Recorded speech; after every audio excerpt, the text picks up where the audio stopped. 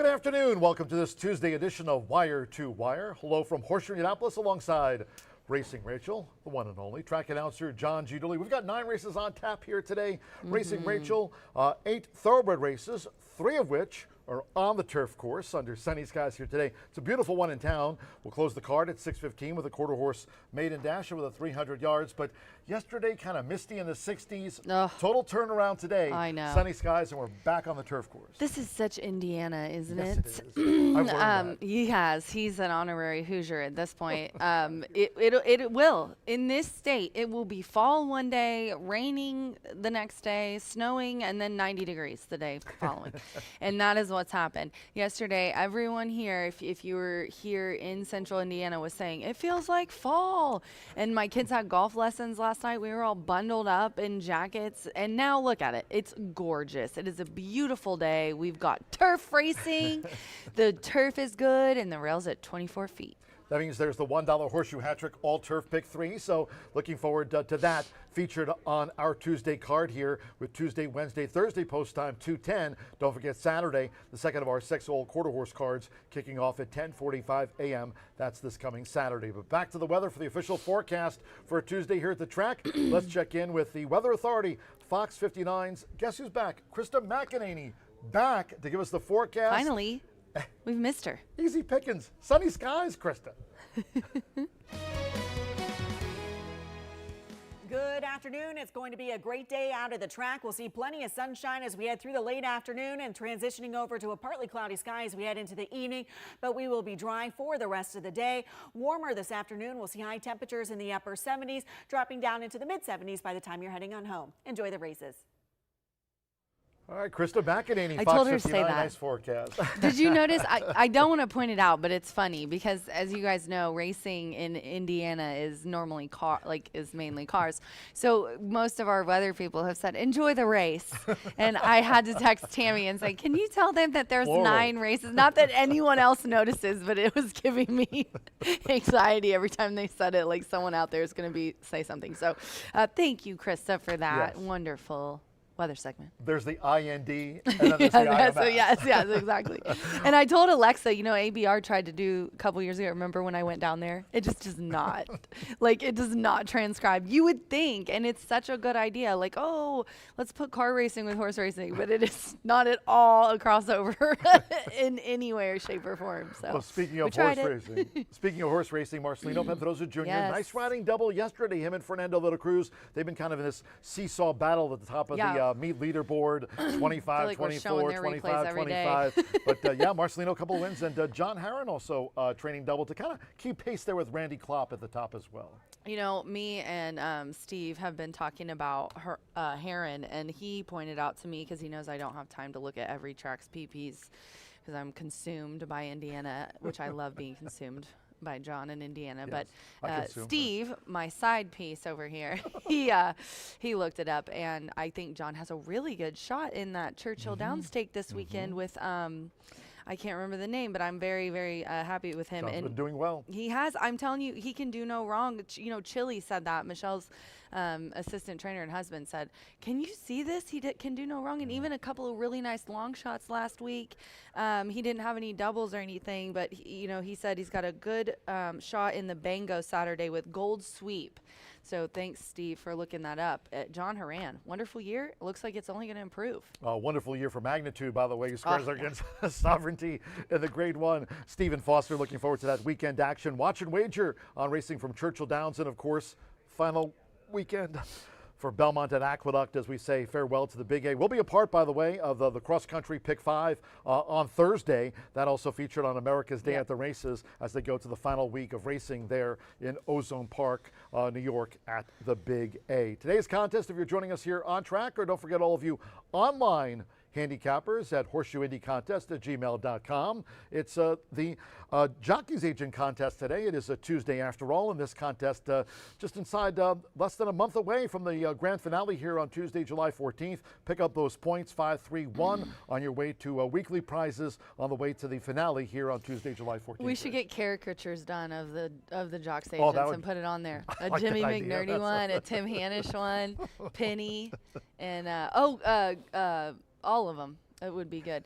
love it. I'm going to definitely pitch that idea this winter. But yes, please join us. I would be Jimmy McNerney if I had to. But you have to go every day. That's Fernando Leather Cruz, of course. Yes, of course. And change. I just want to be Jimmy Mac. I don't really care what jocks he has. If I had to play this contest, I'd say I want to be Jimmy Mac.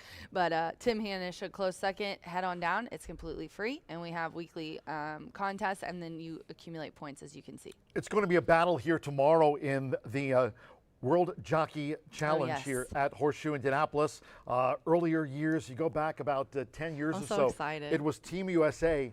We mentioned this yesterday. Team USA Me is and Tammy have stacked been doing this for that this long, haven't year. Team USA, then came Team Panama, Team Puerto Rico. Yes, it's Team Panama trended defending over the years. from And 2025. you know what's really fun is the last quarter horse, back when USA was winning it, when I had DP and Rodney, it was definitely decided kind of by the last races because there were a couple good USA jockeys, but then because we had Berkeley, and then also there Berkeley were Packer, and then Mexico was like always right there, and it was like the quarter horse races would decide it. It's just a very fun day. If you want to come out and join us, please do. Gonna have Dan. We're gonna have the fat bald guys back together, Jimmy Mac and Dan, tomorrow. So a wonderful day. And then I did just want to take a second, since John brought it up, because we do have two stakes races, or I'm sorry, we have two handicaps. The card is tremendous tomorrow. We have 9 races, and we start out with maiden claiming, a nice claiming for 20, and then we've got a full field and a claiming for 10 on the turf, another allowance, a turf maiden, and then we get into a full field of maidens on the turf again, which leads into the 6th running of the checkered flag in race 7. This is for Indiana bred fillies and mares, and there are 11 entrants in here. Looks like Hot Middles is down there in the odds, as well as, the Kid Pataki and Imagine the Moon's in there. And then the 30th running of the Nobody Listens is race 8. That's for the boys, obviously. These are both $100,000 premier races. Sleepy's in there, Molly's Town's a big long shot that always upsets, Win Me Over, Latigo's at 10-1. Randy Klopp. So yeah, this is going to be a fun day tomorrow. Can't wait. Please join us for some nice camaraderie. I love seeing all the guys. Competition. That's what they love about it. I think they just like talking crap so much. The Parade of Nations. Yes, the Parade of Flags is amazing.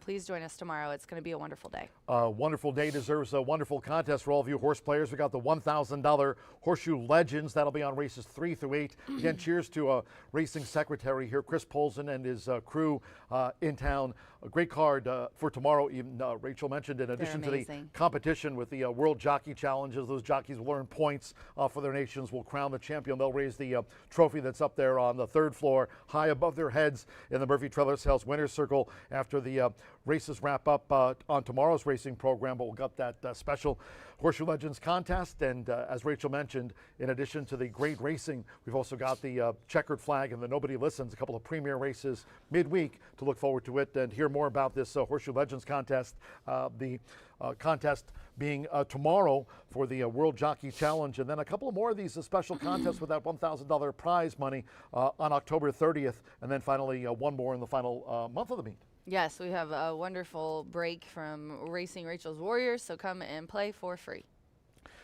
After we wrap up this 4-day stretch, meaning today we kick off at 2:10, Wednesday, Thursday cards at the same time. No live racing here on Friday, of course, the first floor OTB. People can always go there, check out Railbirds, the very new popular gift shop that I see. I mean, the lines start forming as soon as the OTB opens up in the morning to pick up merchandise like Rachel's sporting here today on this Tuesday edition of Wire to Wire. Check out Railbirds for yourself. Pick up some merch before Rachel buys it all out. I'm legit going to go get one because I want another shirt for tomorrow. I think I'm going to wear it, or Thursday on Fox. No live racing on Friday, and then back with an old quarter horse card, the second of our 6 old quarter horse days featured here at Horseshoe Indianapolis. Martha Clausen will be here talking about her expertise with regard to the quarter horse races. And we've got a lot of trials on Saturday, and Jimmy McInerney here too. Did I tell you she's not going to be here? Scratch. She's not going to be here physically. She's going to be covering our races, but it's the next. Me too. It's the next quarter horse date. Tammy caught us talking about that, And Tammy catches everything. She does catch everything. Which is good. And it's no shocker that I had those dates. But it doesn't matter. She's still going to handicap your races. Jimmy Mac's going to be here to go over the others. It's a day of trials and a lot of fun. And Jimmy Mac's really good at handicapping quarter. Jimmy Mac and Louie Rabeau are so good at quarter horses. I think the only person that can outpick me is Jimmy Mac and quarter horses. Well, both of you can outpick me. Yeah, well, it's a definitely its own little niche.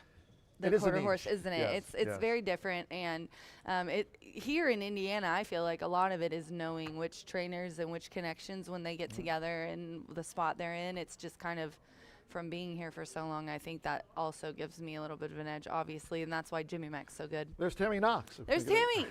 Thank you for catching that Martha wouldn't be here, Tammy. We appreciate it. I think Indiana Derby nominations now. Tammy Kostami, since she's close by, June 27th Yes. is the deadline to get those nominations in for the Indiana Derby. Speaking of the big day of the meet, Tip Top Thomas last year.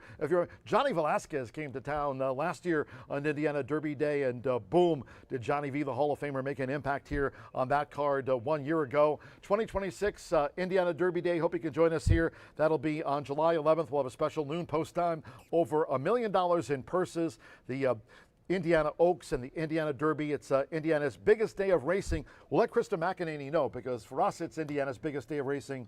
Indy 500. I mean, that's pretty cool, too. Yes, it is. It's our very own Derby here in our Hoosier State. That's what I always say when I do the radio spots. Over $1 million in purses, up for grabs. 8 stakes races, $2,500 handicapping contest for free, $1,000 hat contest for free, free cigars to the first 500 people. We're going to have the jewelry lady here. We're going to have tons of stuff for fun. Heck yes, you can. And we're going to have a ton of my wonderful racing friends. I'm so blessed that everyone is so wonderful in this. And guess what I have to do after I get off the show? Have lunch It's one with of me? the farewell days for FanDuel. Oh, yeah. Jeremy, the director, already texted me and said, we'll just talk about race 1 really quick and then we'll get into memories. No, I don't want to cry on TV. You know, I was originally going back. I worked, actually, speaking of quarter horse racing, really quick story. Lone Star Park, fall meeting of champions was quarter horse racing. Oh, yeah. They did run some hook races, but predominantly, the quarter horse straight there at Lone Star Park in Dallas-Fort Worth during their early seasons in 97, 98, 99. And that was right the birth of TVG. Yeah. And used to always go on the air late at night with Todd Schrupp and some of the people that first started there at TVG. So I remember Priscilla Holjawala. Yeah. Oh, I don't remember that. Yeah. I do remember when I would always be on with Peter Lurie on HRTV when I started, and he taught me a lot. But it is weird that I just can't believe that they're getting rid of it. And Aqueduct coming to an end before, of course, the brand new, the unveiling of the Belmont. Have you seen those fall specials that Naira's been playing where like Acacia and even Andy's talking about his feelings and about how he loves Aqueduct and getting on the subway? And I'm telling you, it was the way they're talking. Yes, it is. It was always the commuter track. Yeah. And it's right there, the big A, the train to the plane, and you get right off there. They keep saying, And hearing them talk about it kind of made me feel like that's how I would feel like it. Because, I mean, this is the only place I know, this in Hoosier Park. If they were to close, I would be like losing I mean, I literally live here. I mean, John knows. I have a whole dressing room that's busting out with clothes and shoes. I live here. Only Nathan Klein made it into your Yeah, only Nathan Klein has ever made it into there because he doesn't mind chaos. So, yes, join us for Indiana Derby. It's going to be a wonderful day. Wonderful friends are going to be here. Maddie just sent me his haymaker for tomorrow. We're going to have, I'm sure, hopefully Michelle comes back again. Michelle Yu, someone from Fox, I'm sure will be here. And we're just really excited. It's going to be a wonderful day. Thanks to our big sponsors this year. 31 minutes away from the first of the day on a beautiful one here in town. Woodford Reserve. Murphy Trailer Sales. Terrific customer service and loyalty since I was going to Aqueduct back in 1984. 765-361-8803 here in town. Terrific customer service and loyalty. Cheers to Murphy Trailer Sales. B&H Electric, they've got locations in town, Seymour and Bloomington. They're on the web. Reach out to them at bh-electric.com. Midwest Rancher, they signed on sponsorship-wise for racing here at the track in 2026. Certainly appreciate that. They're on the web at midwestrancher.com. You can call them. They've got their brick and mortar there in Seymour. Cheers to Midwest Rancher as well. And Russ Hubler Ford, check their dealership out in Greensburg. They're at russhublerford.com. You can call them up at the number you see on your screen. Don't forget to follow us social social media-wise, I'm on X at John G. Dooley. Racing Rachel,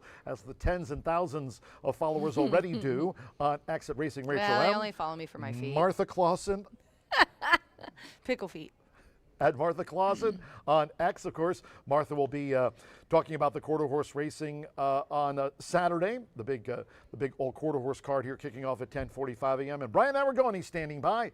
Brian also on socials, and as is the track on X, also Instagram. Subscribe to our YouTube channel at Horseshoe Indianapolis Racing. Krista McEnany said, sunny skies here today. We're in the through the upper 70, low 80 degree range. Main track is fast, turf course good. Turf rail set at 24 feet. You can close the show today. Thank you, everyone, for joining us here on Wire to Wire today. We're going to send it over to B for the B block to go over the early pick 5. Good luck.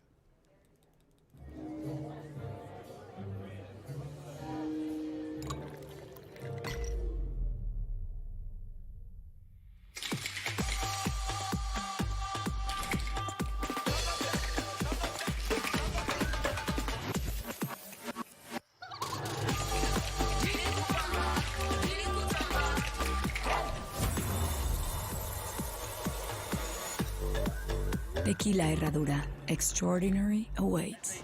When it comes to horse racing, you can never have too much information. With Twin Spires, you can place your bets with confidence. Whether you use handicapping insights like our Brisnet speed ratings, prime power, and past performances, the guidance of our experts' top picks, or just choose a name that catches your eye. Yes! No matter how you pick your horse, bet with Twin Spires. And now you can race to victory with Twin Spires tournaments.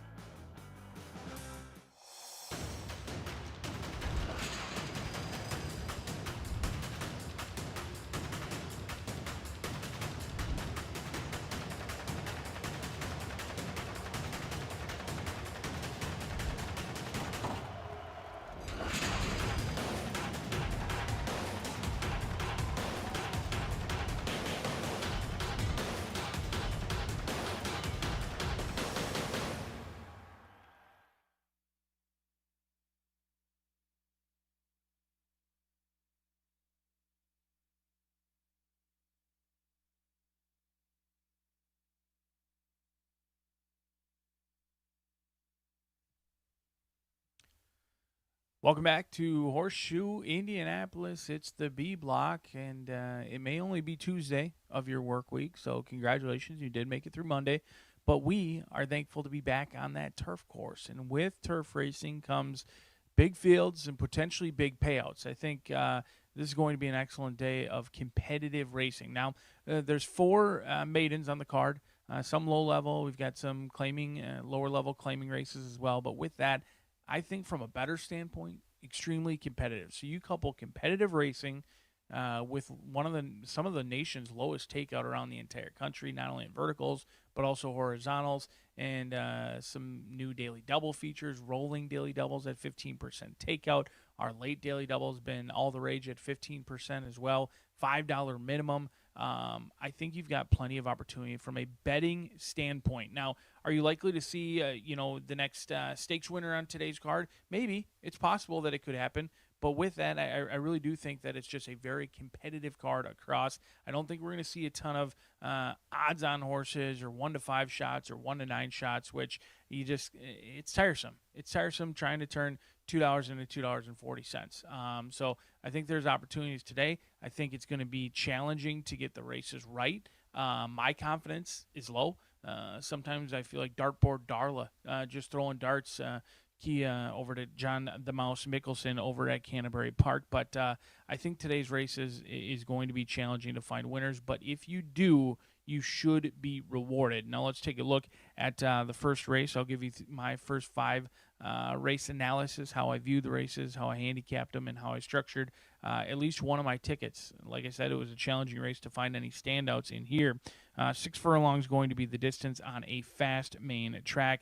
I'm only going to go 2 deep in the opener. I think Brooklyn's Benny, if she runs back to her race on May 1st, in which she broke sharp, she went right to the lead. She was down on the inside. She was headed midway through the turn.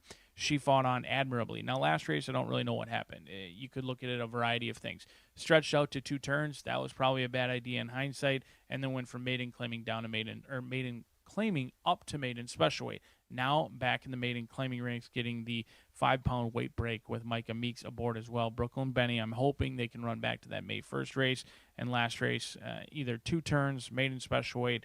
You can make some excuses in there for Brooklyn Benny, who in reality 0 for 4 is still much more lightly raced than plenty of other horses in here. I will also use Go Eve Go, a 3-year-old filly who made 1 start at the maiden special weight level, was slow away, was always well behind, going 2 turns, cutting back today in distance as well. Another one who goes maiden special weight down to maiden, claiming that class drop alone makes these 2 my top 2 selections, but it's a wide open race. You could make a case for plenty of others in here. I know a lot of the computer programs like Nancy's Kitten at 4 years old and 0 for 10. I'm going to play against that horse, especially anywhere near 3-2. But if you're just looking to stay alive, maybe you want to passively use a favorite or just get through the first leg, I'm not really worried about getting through a certain amount of legs. I'm trying to hit all 5 when I put together my tickets.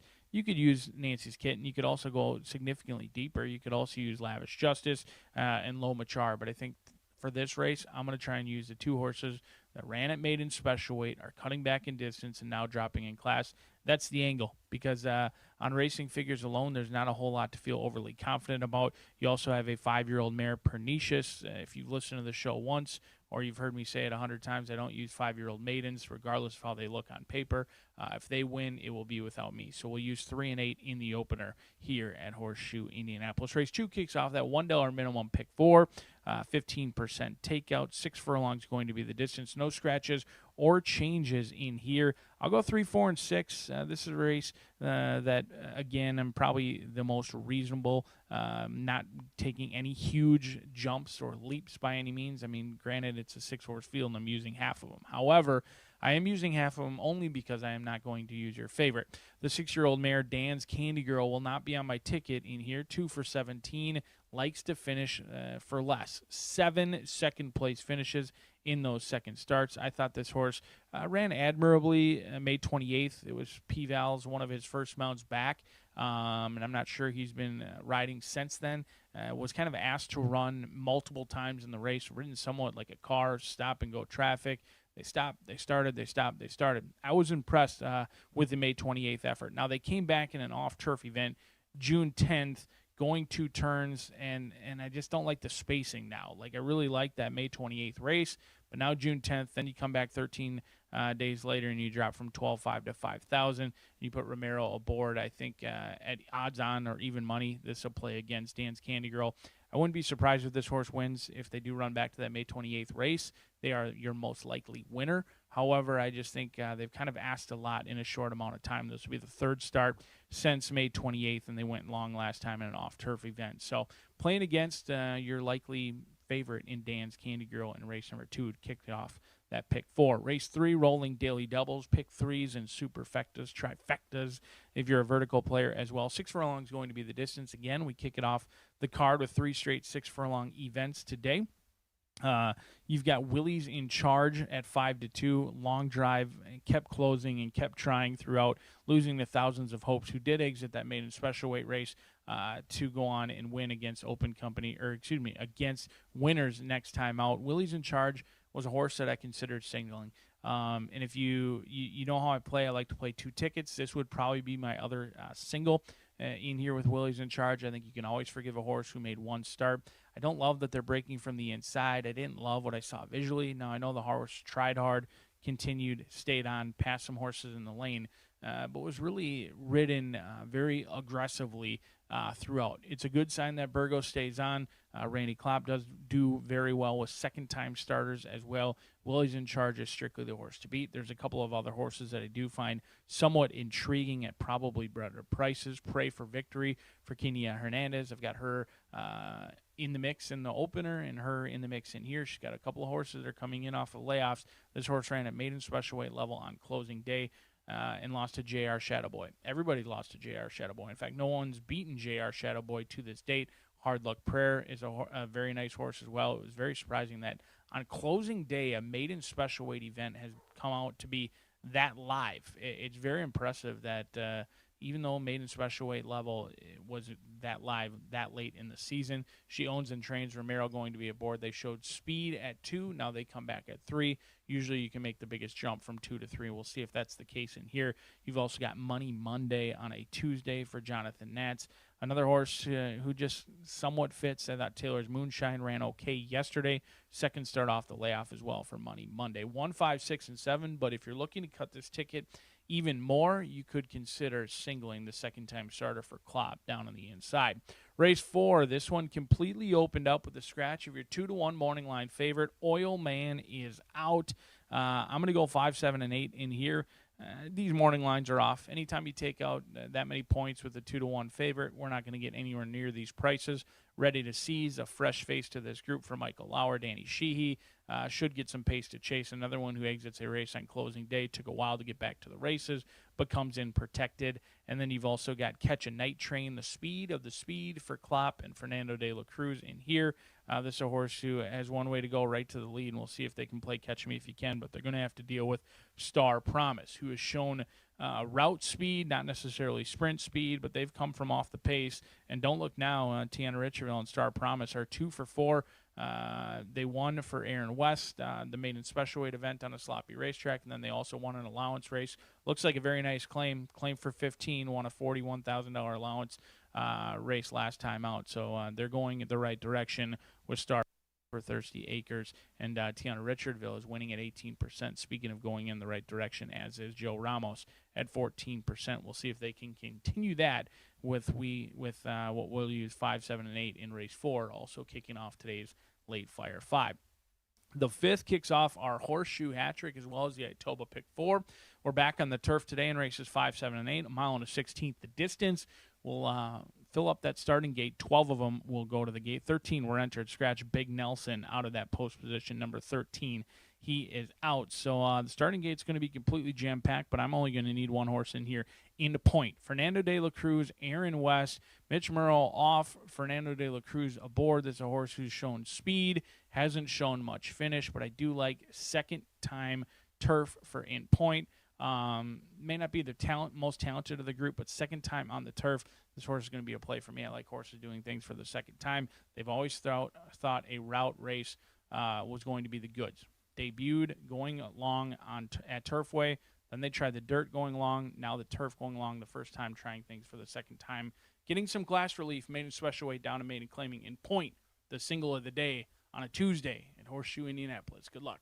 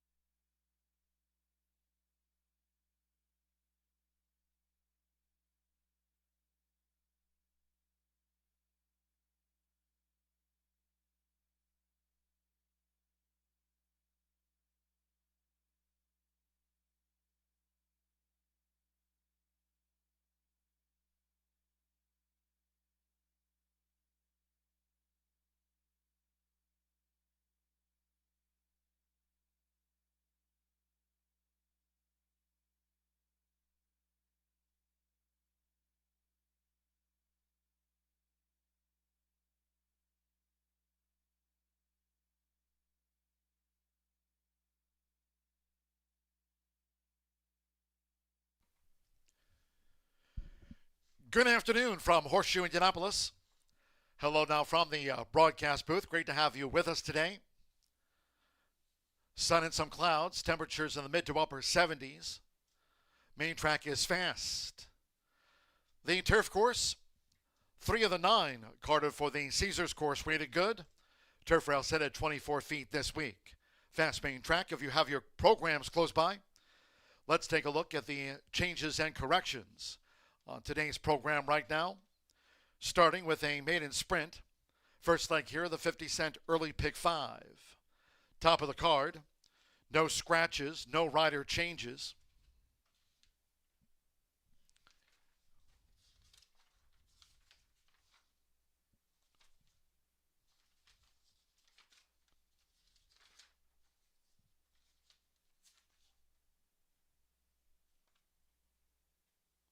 There is an overweight.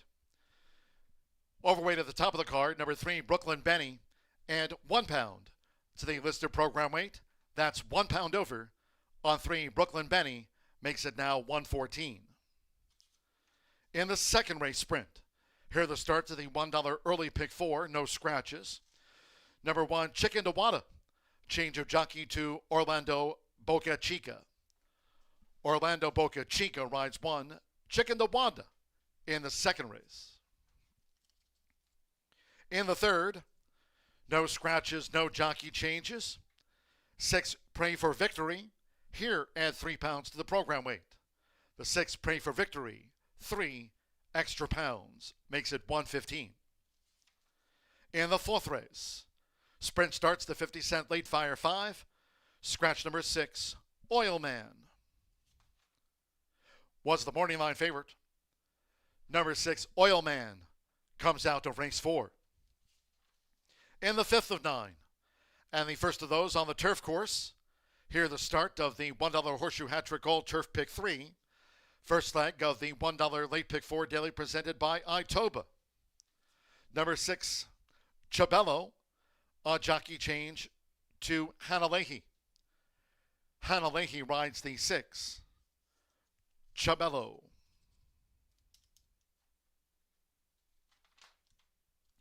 Number 10, Moral Man. Waive the apprentice allowance. Make the corrected weight 120 pounds. 10, Moral Man. Waive the bug 120. 11, Brenda City. Add 4 pounds to the program weight. Makes it there now 114. Scratch the also eligible, the 13, Big Nelson. 13, Big Nelson does not draw in.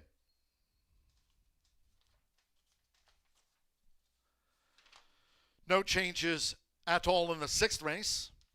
All 7 run there. On to race 7 we go. Another on the turf. Scratch the 3, Cat Island. 3, Cat Island has been scratched.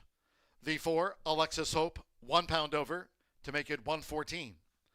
6, Home Sweet Home. A change of jockey to Irving Moncada. Again, waive the apprentice allowance. There's the corrected weight, now 120. Irving Moncada rides 6, Home Sweet Home. Number 11, Voluntold, the jockey Danny Sheehy. Danny Sheehy on 11, Voluntold. Scratch the main track only entered 13, High Dollar Dolly. Scratch the 13. Race 8 in the turf mile. Number 3, Bebecita, 1 pound over. Scratch the 8, Miss Candy Pop. Number 8, Miss Candy Pop, has been scratched.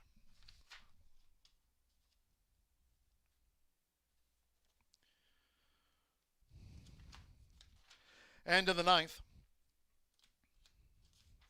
here scratch the also eligibles. 11, Catch Her Legacy, and 12, HH Chasing CJ. Scratch the also eligibles 11 and 12, and here are these reported overweights. 1, JV Panther plus 2. Number 2, S Predestinado, and 1 pound to the weight. 5, Just a Bomb Diggity is 5 over. Number 8, HF, Just Add a Lime, 3 pounds over. And the quarter horse maiden at 6:15. There are the changes and corrections on our racing program. Sun and clouds around, mid to upper 70s. Main track fast, and the turf course rated good. Turf rail set at 24 feet. Horses in the walking ring for the opening maiden distaff dash. It's 10 minutes away. Make it a great day with us here at Horseshoe Indianapolis.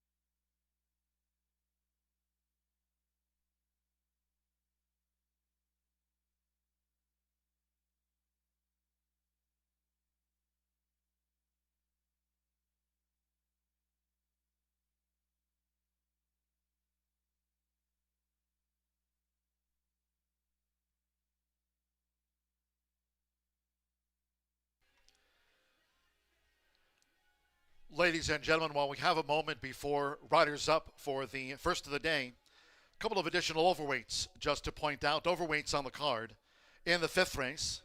Back to that maiden turf just for a second. In the fifth race, 6 Chabelo Hanalehi rides. Now add 2 pounds to the program weight.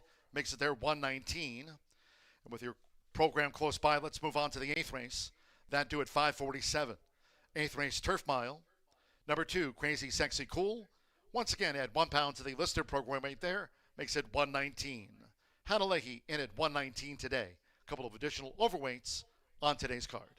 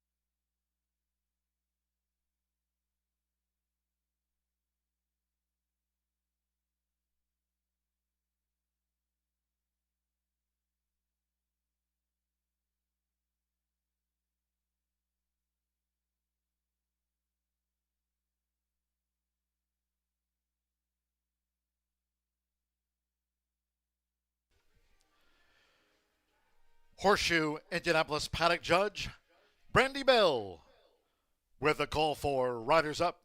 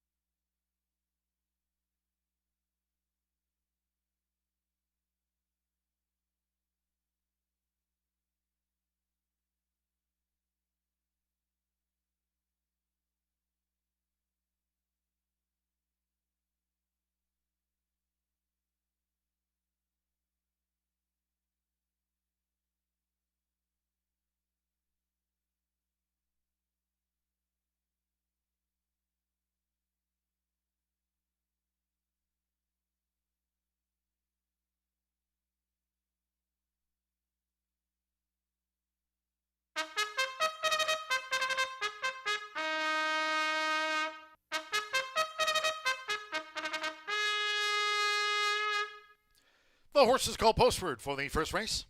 Stepping up, maiden sprint here over the 6 furlongs, a field of 8. No scratches, no rider changes. 3 Brooklyn Benny at 1 pound to the listed program weight. Micah Meeks in at 114. 3 Brooklyn Benny +1. all 8-run. Exacta, trifecta, superfecta, double pick 3. Maiden starts the 50-cent early pick 5. Main track fast. The turf course good. Turf rail set at 24 feet. 2 minutes to post time. 2 minutes.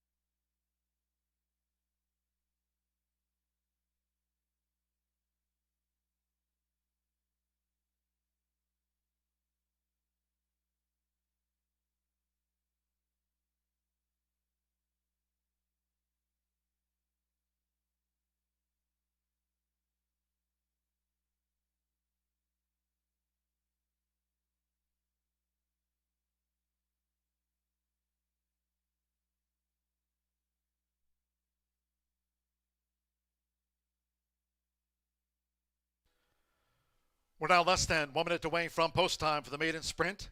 Starts the 50-cent early pick 5. Less than a minute to choose.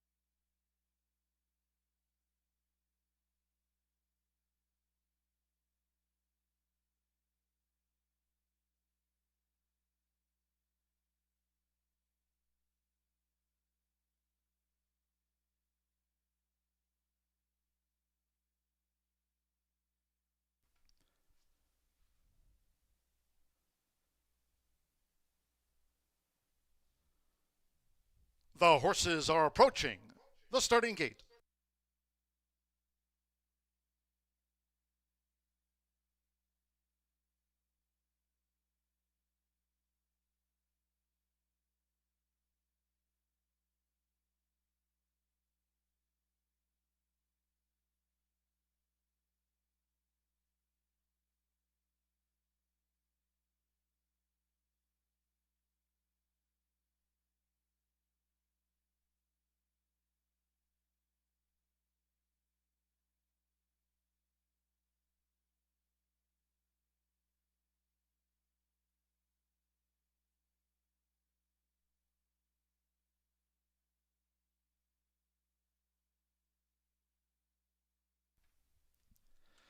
The horses have reached the starting gate. It is now post time. Up comes the mare. Hadalehi with Pernicious. 11 times started Pernicious first in. Amir Mendoza with Tornada's Quest. Takes her spot. Joined Pernicious. Alexander Crispin. Isha. Micah Meeks, Brooklyn Benny, Joseph Romero, Lavish Justice, the next filly to load at 6 furlongs. Lavish Justice. Now Fernando de la Cruz, Nancy's Kitten. Loads 8 to 5, the first favorite, Nancy's Kitten. Here over the 6 furlongs at the top of a 9-race card. There's 2 back, Irving Moncada partners, Loma Char. So stand by, one more. Josh Morales with Go Eve Go. Main track fast on a nice day here in the Hoosier State. Here comes the first of the day, they're in the gate.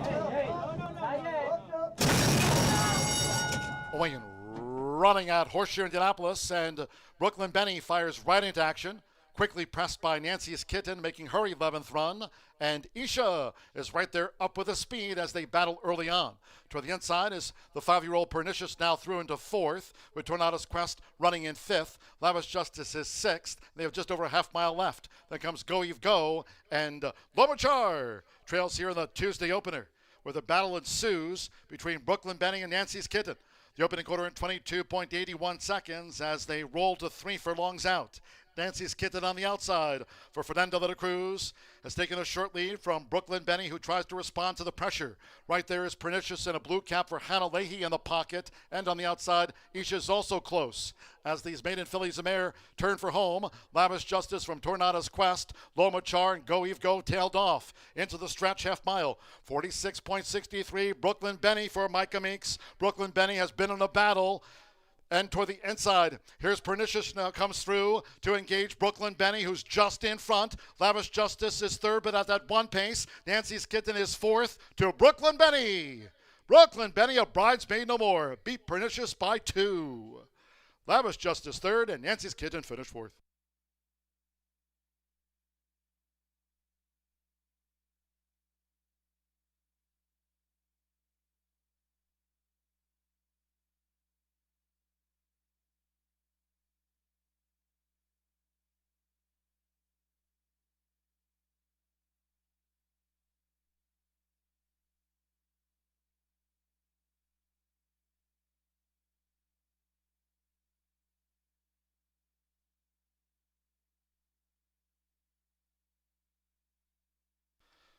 One 12.14 after the maiden dash.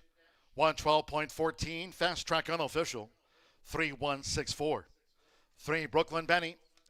9 to 5 first. 1 Pernicious. 5 to 1 the mare was the runner-up. 6 Lavish Justice at 6 to 1 third. And 4 Nancy's Kitten at 2 to 1 odds at the off was 4th. 3164. We trail back to Tornada's Quest in the next filly with Isha 5th and 6th. 3164 in frame. Hold all bets until official. 112.14. Micah Meeks for Gennaro Garcia. 9 to 5. Brooklyn Benny off the mark in her 5th career start.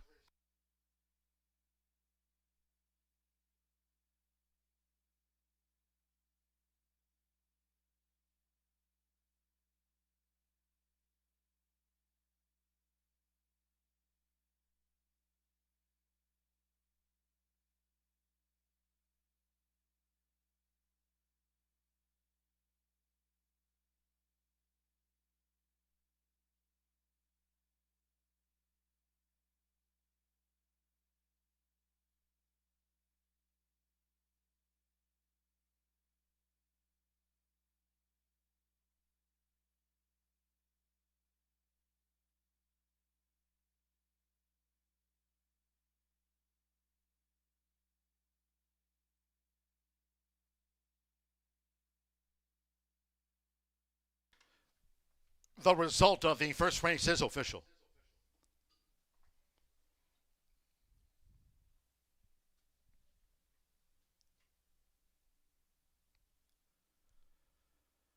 Returning to the Murphy Trailer Sales winner's circle is the Blue 3, Brooklyn Benny with Micah Meeks.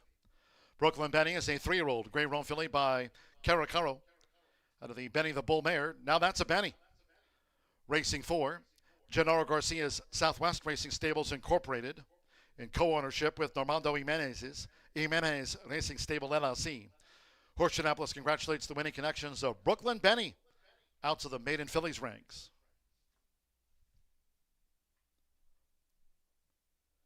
First results in.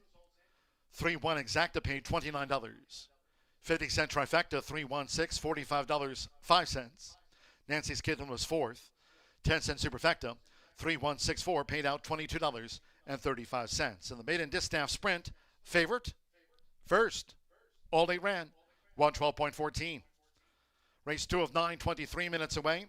Next sprint, no scratches. One Chicken to Wanda, the jockey Orlando Boca Chica. Orlando Boca Chica on the 1, Chicken to Wanda. Exacta trifecta superfecta. Double pick 3, the $1 early pick 4, daily featured on our seconds of the day. Starts with the sprint. Post time will be at 2:43 in all cases if you can. Please do try to make your Horseshoe Indianapolis selections and wagers today like Brian Aragoni early. Thank you. Coming up in a moment, our first race replay of the maiden distaff dash. Hope you had a bet on Brooklyn Benny.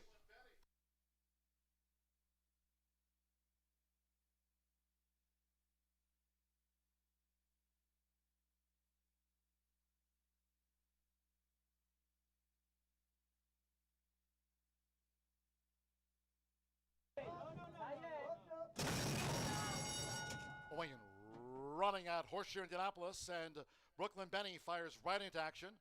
Quickly pressed by Nancy's Kitten, making her 11th run. And Isha is right there up with the speed as they battle early on. Toward the inside is the 5-year-old Pernicious, now through into 4th, with Tornado's Quest running in 5th. Lavish Justice is 6th. They have just over a half mile left. Then comes Go Eve Go, and Lomachar trails here in the Tuesday opener, where the battle ensues between Brooklyn Benny and Nancy's Kitten. The opening quarter in 22.81 seconds as they roll to 3 furlongs out. Nancy's Kitten on the outside for Fernando de la Cruz has taken a short lead from Brooklyn Benny, who tries to respond to the pressure. Right there is Pernicious in a blue cap for Hannah Leahy in the pocket, and on the outside, Isha is also close. As these maiden fillies of mare turn for home, Lavish Justice from Tornado's Quest, Lomachar and Go Eve Go tailed off into the stretch half mile. 46.63, Brooklyn Benny for Micah Meeks. Brooklyn Benny has been in a battle. And toward the inside, here's Pernicious now comes through to engage Brooklyn Benny, who's just in front. Lavish Justice is third, but at that one pace. Nancy's Kitten is fourth to Brooklyn Benny. Brooklyn Benny, a bridesmaid no more, beat Pernicious by 2. Lavish Justice third, and Nancy's Kitten.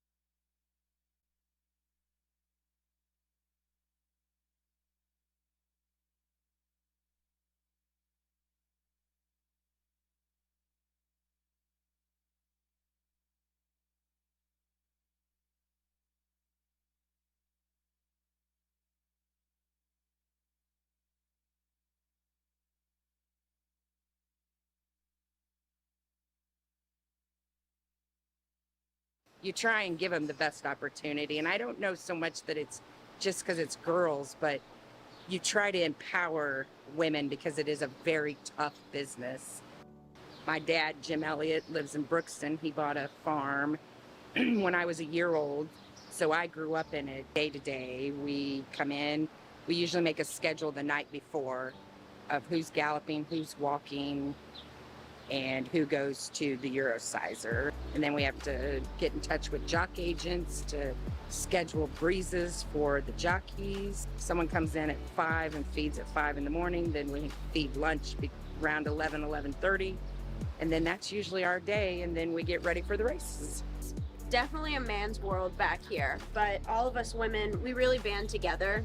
We have a really great community and we all support each other, and that means so much. There's so much emotion that goes into it when you do work that hard. You know, talent gets you very far at times, but when you put the hard work into it on top of it, it gets you places that you never thought you could go. You definitely have to work a little harder, but I think we also have an edge to us that not a lot of men have, and I like to take advantage of that as much as I can. Now I'm a jockey, living my dream. It's a man's sport, for sure. Like, I think women, some people look at them, and I think I'm a little more affectionate with my horses, more hands-on. You know, it's an industry where all your top trainers are men, so I think people look to that. I started underneath my grandpa, Calvin Prescott. Prior to that, I've always had horses in my life. I barrel raced. Went to college at Ball State, and then I got back into horses with my grandpa, and I think my own trainer's license was probably somewhere around 2003, maybe, something like that. Started out with just a few. Eventually, I started breeding my own horses, and now I'm up to, I don't even know, 40-something, so a lot. Hola, mi nombre es Cheneveli. Soy Jaguaker, trabajo con Michelle Elliott, tengo aproximadamente 2 años de estar trabajando acá, soy del país de Guatemala. There's a lot more women in this business now than when I first started 35 years ago. Being a woman, other women feel threatened by you sometimes, so it's always a good idea to go chat with the ladies first. They're your biggest asset and your biggest allies. Women will stick together if you give them a shot.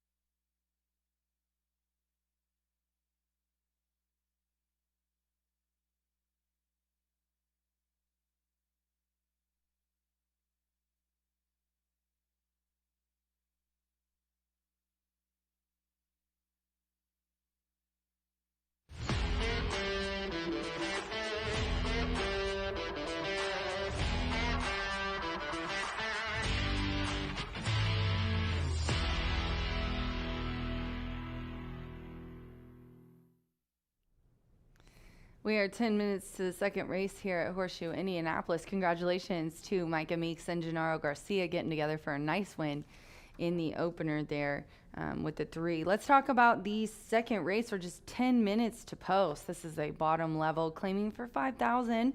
And I'm going to go 2, 4, 3 in here. The 2 is the favorite at 2 to 1.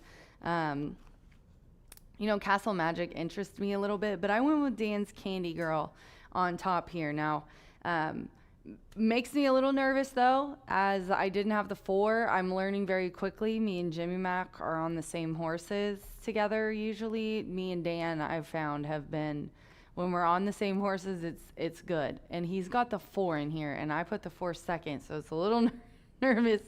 But maybe they named this one for Dan. Dan's Candy Girl, fat bald guy. Racing Gennady Dorochenko is the trainer. This is a 6-year-old mare. Romero is aboard. This one's, it's obvious that the class drop. This horse has been down to a nickel, and as you can see, was claimed then by Brianna Johnson. So they put him right into, or her, I'm so sorry, ma'am. Look at her side-eyeing me. She's like, I heard you call me a dude. Right into 12-5 condition claimers here. And really, she looked good doing it. Lost by half a length for second. First time they moved her up, and then they put her in it on May 28th, and she was 3rd. So putting her back down into nickel, we'll see who claims her back or not. But she definitely, I think, will like going back to a sprint. As you can see, you could just draw a line through that last one. She did not like 2 turns. They were going to try her on turf again. She has tried it once before and got second, so I don't blame her, but it came off. And then I'm going to go to the 4, Castle Magic. So just so you know, if you're superstitious like I am, you might as well put the money, even though I have the 2 on top, on the 4, because when Dan and I line up, it seems to pay off. Castle Magic drops in class as well from 12.5 down to this $5,000 claimer. Now, if you go back to these claiming for 8s, look back last year in September, sprinting, claiming for 8, nice win with old Bet Mitch Get Rich aboard. You see him out there in the pink. He's riding here for Mr. and Mrs. Amy and John Napareu. I'm going to go down and talk to Amy. Wonderful owners. She just made a post where she got another horse adopted and made it a trail horse, 2 of them now. They take care of the horses so well, and they couldn't have a better trainer with Danny Simpson. Man's done everything around the track. His horses he rides are bomb-proof, and you can tell he does really well with his race horses because they're always classy in the paddock, and it's just the class drop. And also, short number. I don't have a huge sample to pull this from, but Danny's 26% when you give his horses a tightener. So the second out, watch his horses, because he's one of those guys. He figures them out, puts them back in. So should look for improvement. I like Castle Magic a whole lot in here. And then I'm going to round it out with the 3, Keen Eyesight. This is just one of those horses for me. Ray Paquette, been a friend of mine for a very long time. Wonderful trainer. He owns and trains this 7-year-old mare. Another one. She was 3rd last time. She just needs the trip. She likes nice weather. She doesn't like the slop, and she has to carve out the trip that she wants. Ramos is aboard. Ramos had a 3rd with her last time. I'm sure he's ready to get it done here today. He's a really, really talented and aggressive rider. He's had one of the best years this last year for him, riding in some really nice, big graded stakes as well. So excited to see what he can do with Keen Eyesight. But she's been around forever. She's just one of those mares for me. I've watched her whole 7 years. Whenever she runs and she's in a competitive spot, it's a true joy to bet her and watch her go. We'll see how she performs today, but she looked good in that 3rd place finish. She hasn't shown a whole lot of slow down here. And look at her. I mean, she looks fit as a fiddle. She's dappled out. They just put the alcohol on her to keep her nice and cool. So yeah, the 3 is who I'm going to round out my trifecta with. It was 3rd versus tougher, and now she's down lower, so makes sense for me why she's 3 to 1. We're 6 minutes to the second race here. This does start the early pick 4 here in race 2. Good luck.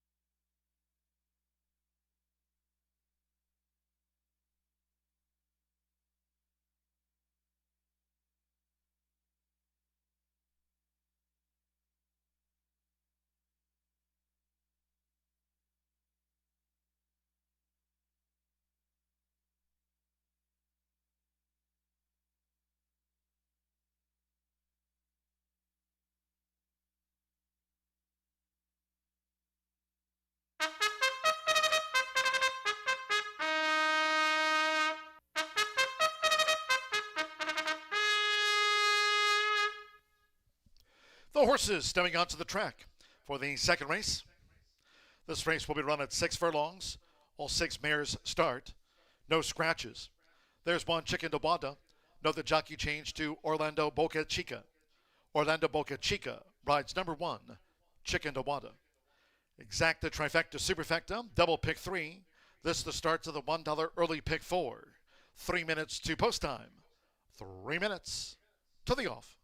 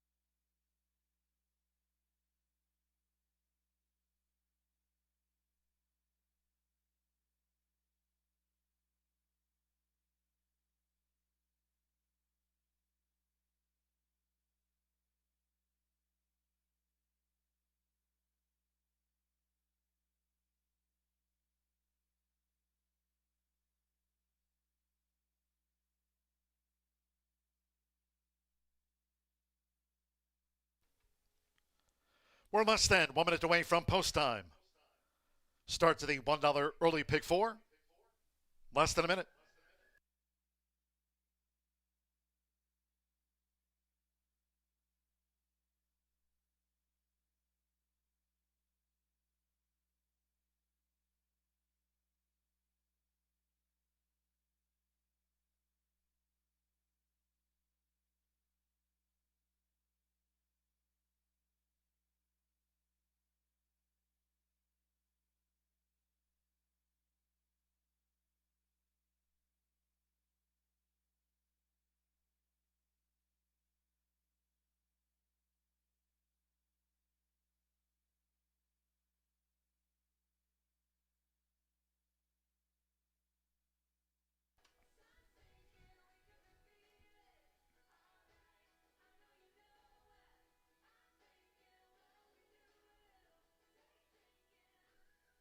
The horses are approaching the starting gate.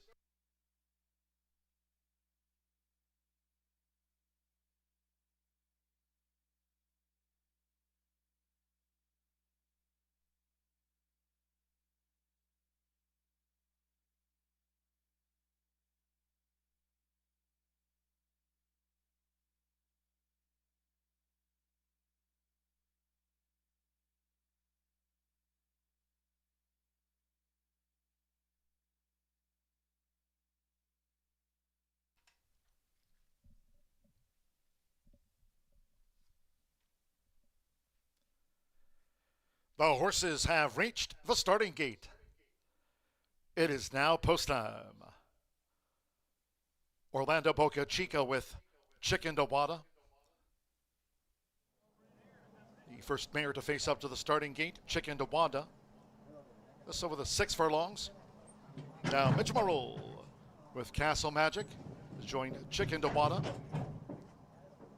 Dance Candy Girl. It's 8-5 favorite. Joseph Romero for Gennady Dorochenko. Luis Contreras with Botox Katie has taken her spot. Joe Ramos, Keen Eyesight. Like Castle Magic, both 7-time winners and one more.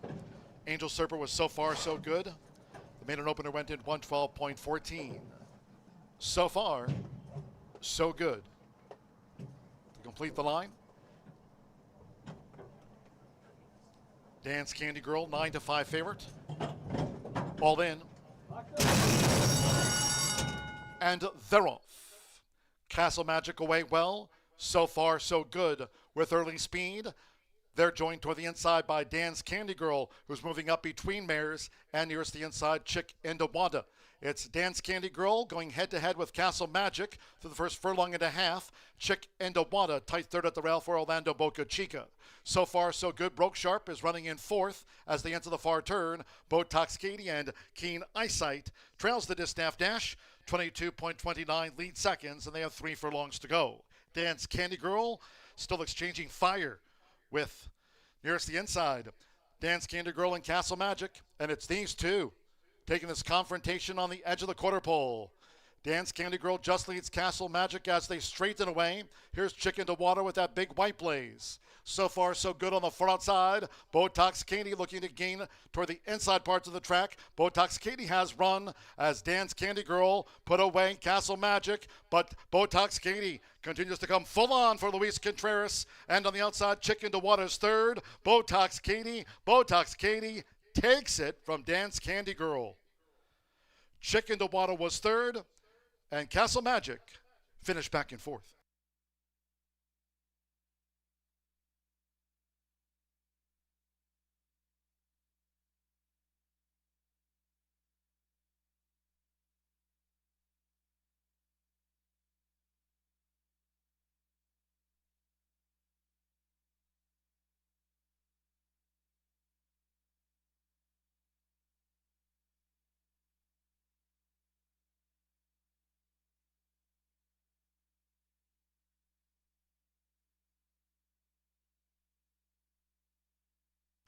$110.86 after the Distaff Dash. 5-2-1, fourth is a photo. 5, Botox Katie, 14-1 upset over 2, Dance Candy Girl at 3-2 reeled in. 1, Chicken to Water at 15-1 was third. Castle Magic in for fourth. So far, so good. And Keen Eyesight, 110.86.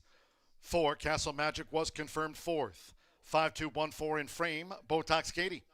Luis Contreras for Tiana Richardville's Thirsty Acres Racing, the domestic dispute mare. There she is. Botox Katie in town.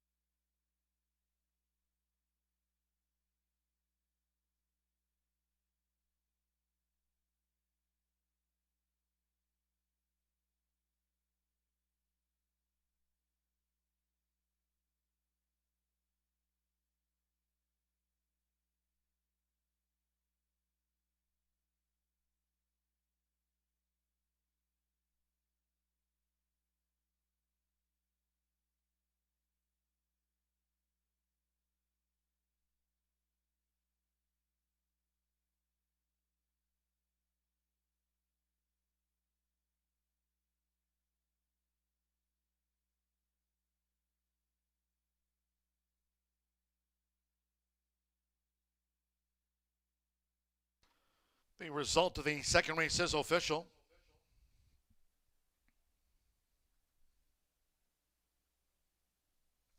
In the Murphy Trailer Sales Winner's Circle, number 5, Botox Katie with Luis Contreras. Botox Katie, a 9-year-old bay mare by Domestic Dispute. And they've been shored by Menifee.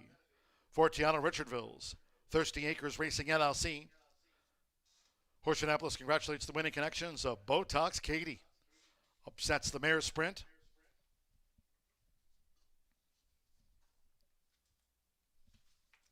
Five to exacta paid $143.80. 50-cent trifecta, 521, $253. 3-5 early double, $183 even. Castle Magic, fourth in a photo. 10-cent superfecta, 5214, paid $104.54. All 6 ran, 110.86 after the running of race 2. Race 3 next on the Tuesday docket. No scratches, no rider changes. 6 pray for victory. Add 3 pounds to the program weight. It's now 115 there. Exacta, trifecta, superfecta, double pick 3. 314 for post time.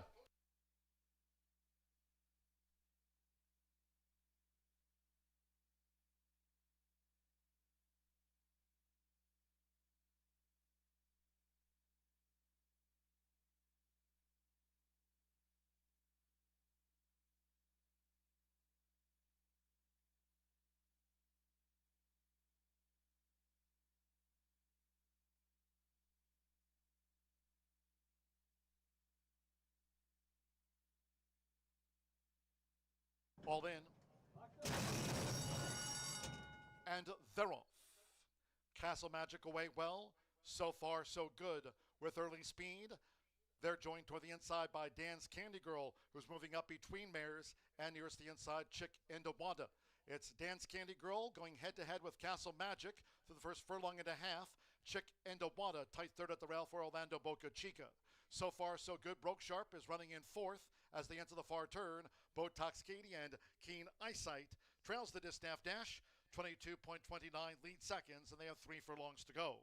Dan's Candy Girl still exchanging fire with nearest the inside. Dan's Candy Girl and Castle Magic, and it's these two taking this confrontation on the edge of the quarter pole. Dan's Candy Girl just leads Castle Magic as they straighten away. Here's Chicken to Water with that big white blaze. So far, so good on the far outside. Botox Katie looking to gain toward the inside parts of the track. Botox Katie has run as Dan's Candy Girl put away Castle Magic, but Botox Katie continues to come full on for Luis Contreras. And on the outside, Chicken to Water's third. Botox Katie takes it from Dan's Candy Girl. Chicken to Water was third.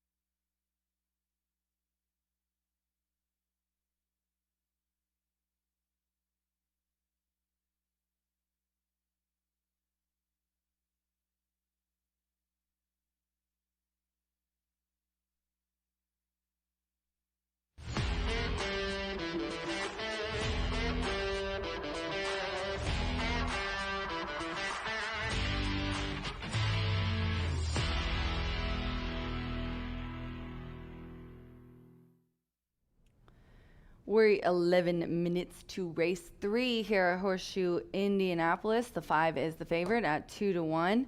And this is an Indiana bred maiden. These are one of those races that I love. Equinedge. Shout out to my boy Scotty McKeever and Equinedge. If you guys don't have Equinedge, it's wonderful. They have a growth strength ratio percentage that I love to use in this kind of race. And I'm telling you, I've picked some long shots with it. It takes into consideration the breeding and then the kind of race that it ran the last time. If it's a first time starter, then it just does the kind of what the horses do, the dam and the sire, plus the progeny. It's a really good overall maiden percentage if you're interested. But let's talk about this one. They're going 6 furlongs on the dirt. The 5, Foganero, is the favorite, but I'm going to go with the 1. Almost got you, Aaron, didn't I? Willie's in charge. Alberto Burgos is aboard for our leading trainer, Randy Klopp. Love seeing Burgos ride for Klopp again. This is a 3-year-old colt by Will Take Charge. Obviously, Randy's high percentage in everything, really, but his highest percentage in this particular race, like maiden special weight, this is second career race and everything, is the highest for sprints. His horses that run on sprint distance hit at 20%. I thought that was interesting. This horse on debut finished 3rd in a full 12 horse field. The winner, Thousands of Hopes, came back to win next time out. So first time with winners, so that's no easy task. I'd take 3rd to that. I think Basil, as Sophie calls him, ran 2nd in that race, if I remember correctly. I watched the replay really early this morning. I can't remember exactly, but May 11th was that start. Put in a bullet work on April 24th going into that May 11th start, and then ended up 3rd. I thought was a very beneficial debut. She got around there. He got around there. I'm getting people mixed up today. Very nicely, and should improve off of that. Dennis Reese has bred and owns this 3-year-old colt. So Willie's in charge on the inside for me. And then I'm going to go to the 4, Dade County. Now, this is a first-time starter for Dawn Fontenot.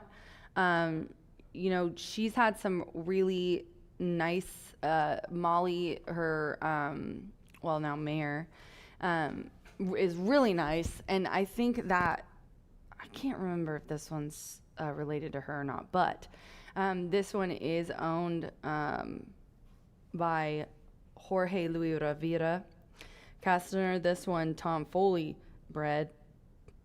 And so I guess you can go off the works, and obviously this one had a good GSR. Chosen Deputy and Corfu. Now, I had to look those up, but I think that in this Indiana bred race, this horse is going to do well. Bullet work on June 4th, 5 furlongs, minute 1 from the gate, 1 of 12, and then not anything to write home about, but another work going into this race on June 13th. Overall, she looks really fit. Nice coat. Walking around like this is not her first time his first time in the paddock. Ramos is aboard. I said it last time, I'll say it again. Ramos, a very confident and aggressive rider. I think that if she runs like a maiden, goes to the lead, Ramos will give her a ride to get her to the finish line if she can get up there. We'll see how she takes this first race, though. Right now, just looking like a classy guy here in the paddock for the first-time starter. Now let's talk about the favorite. Oh, shocker. My 1's now the favorite at 2-1, and the 5 is 5-2. Fogonero, 3-year-old gelded son by Audible. And he's making his 6th lifetime start. Barring the 7, the 5 has a lot of experience here, the 7 and the 5, but did finish 3rd once, and it was on the slop last year on October 7th. I bet they were really hoping for some rain today. Not the case, but some even efforts. I think this horse is good enough to get in for a trifecta, but I definitely was not on it as the favorite. For sure. And now that we've missed over here, I mean, this horse has ran against Mr. T, Tail Gunner came back to win next time out. You can see there in that race with Thousands of Hopes. And Basil, these are some really nice ones that have graduated and gone on to run some nice figures and some nice races. So I take that into account, but definitely looks good for Katie and Tony Duran, who have bred, owned, and trained this guy. So I know they're hoping that he can get it done today finally. 145 for me here in the third race. I'm on the 1, and now 2-1. Willie's in charge. The leading trainer, Randy Klops, entrant into this race. Good luck.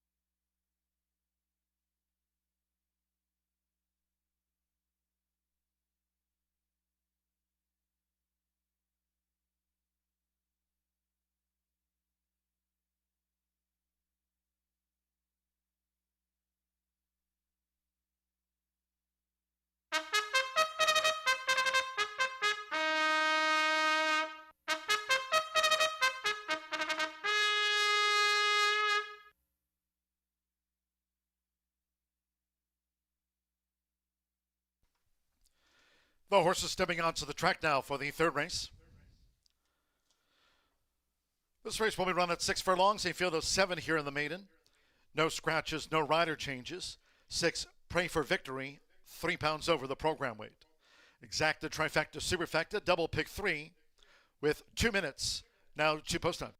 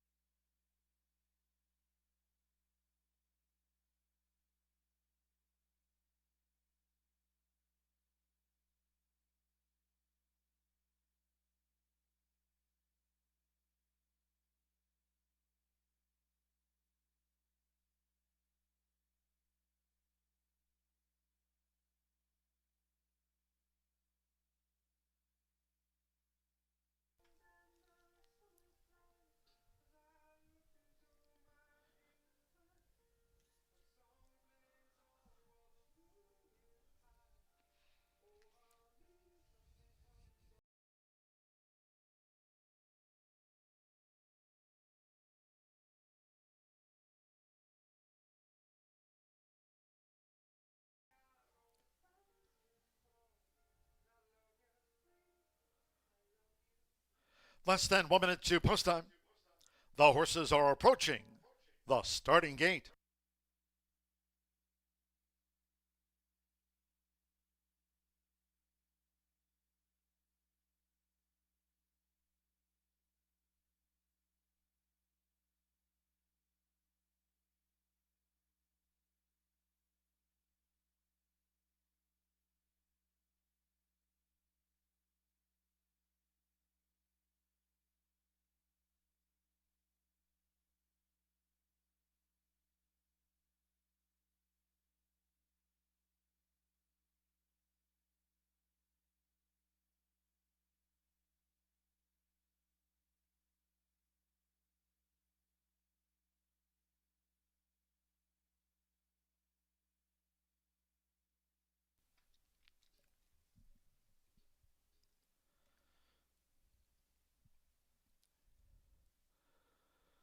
The horses have reached the starting gate.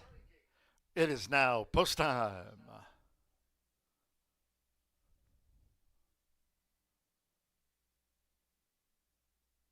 Now they're going in.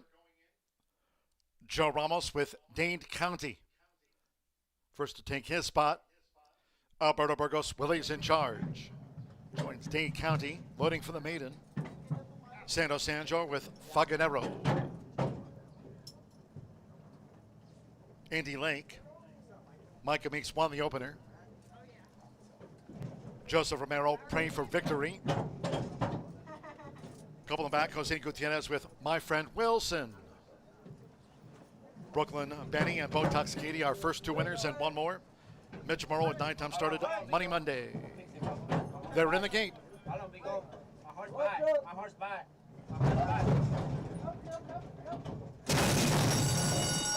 They're off and sprinting. Pray for victory. Money Monday. Toward the inside, there's Indy Lake, and from the rail, Willie's in charge. Put right in the game by Alberto Burgos. Willie's in charge has taken the lead from the inside of Indy Lake, who's right there with Willie's in charge, going past the half-mile pole. Break of 3 more to Dade County, making his debut here in Shelby at the 3.5, running third by 3. Then toward the inside, My Friend Wilson next in 4th, Faganero's 5th as they round the far turn. Money Monday, and when in tight quarters, Pray for Victory gets shuffled back to last. The quarter was 22.15 seconds. These leaders battle coming toward the quarter pole.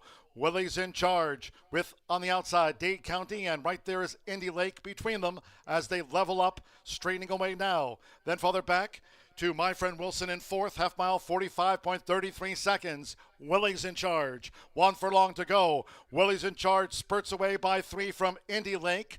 Then toward the inside is Faganero, now in 3rd. They're close to home with Alberto Burgos. Willie's in charge at 2nd asking, out to the maiden ranks by 4. Faganero gained 2nd, Indy Lake 3rd, and Dade County finished 4th.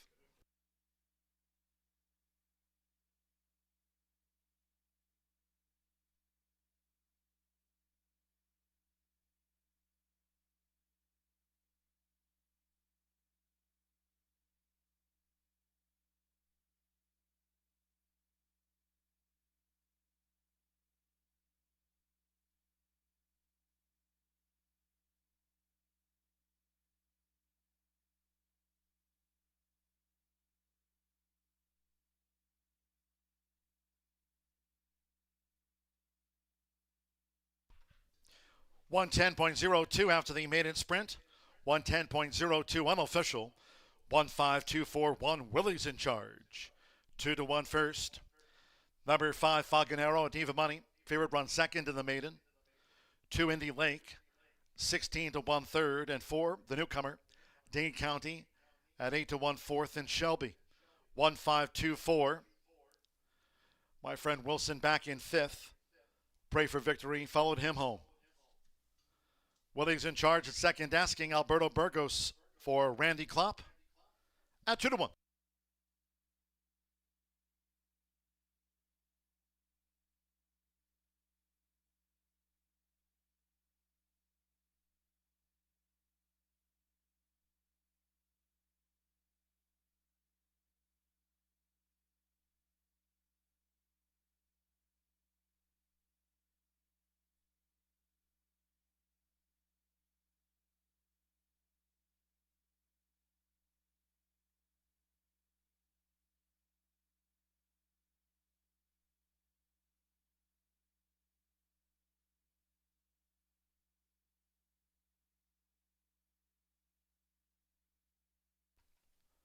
Result official. Returning to the Murphy Trailer Sales Winner Circle, the one, Willie's in Charge with Alberto Burgos. Willie's in Charge is a 3-year-old dark bear brown colt by Will Take Charge. And of Hoosier Queen by Sun King. Randy Klopp trains for Dennis Reese's Ranch. The winner was bred here in the Hoosier State by Reese Ranch. Horseshoe Indianapolis congratulates the winning connections of Willie's in Charge out to the maiden ranks.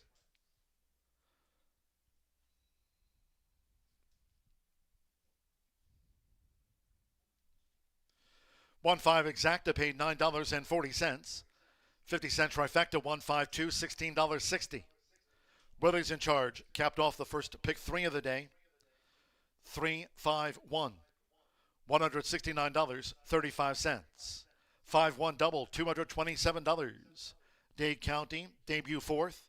10-cent superfecta of 1524, netted $12.87. Favorite second, all 7 ran, 110.02 after the running of race 3. Race 4 is our next port of call. Another sprint 21 minutes away. Scratch 6 Oil Man. That was the morning line favorite. 6 Oil Man out of the state bred sprint. Race 4 of 9 carded. Features exacta, trifecta, superfecta. Double pick 3 starts at the 50-cent late fire 5. Post time 3:44.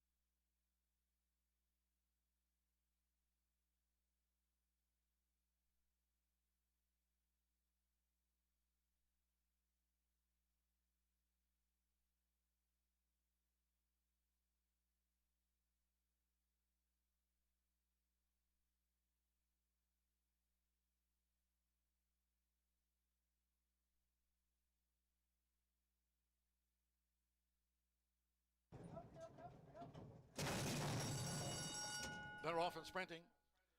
Pray for Victory. Money Monday.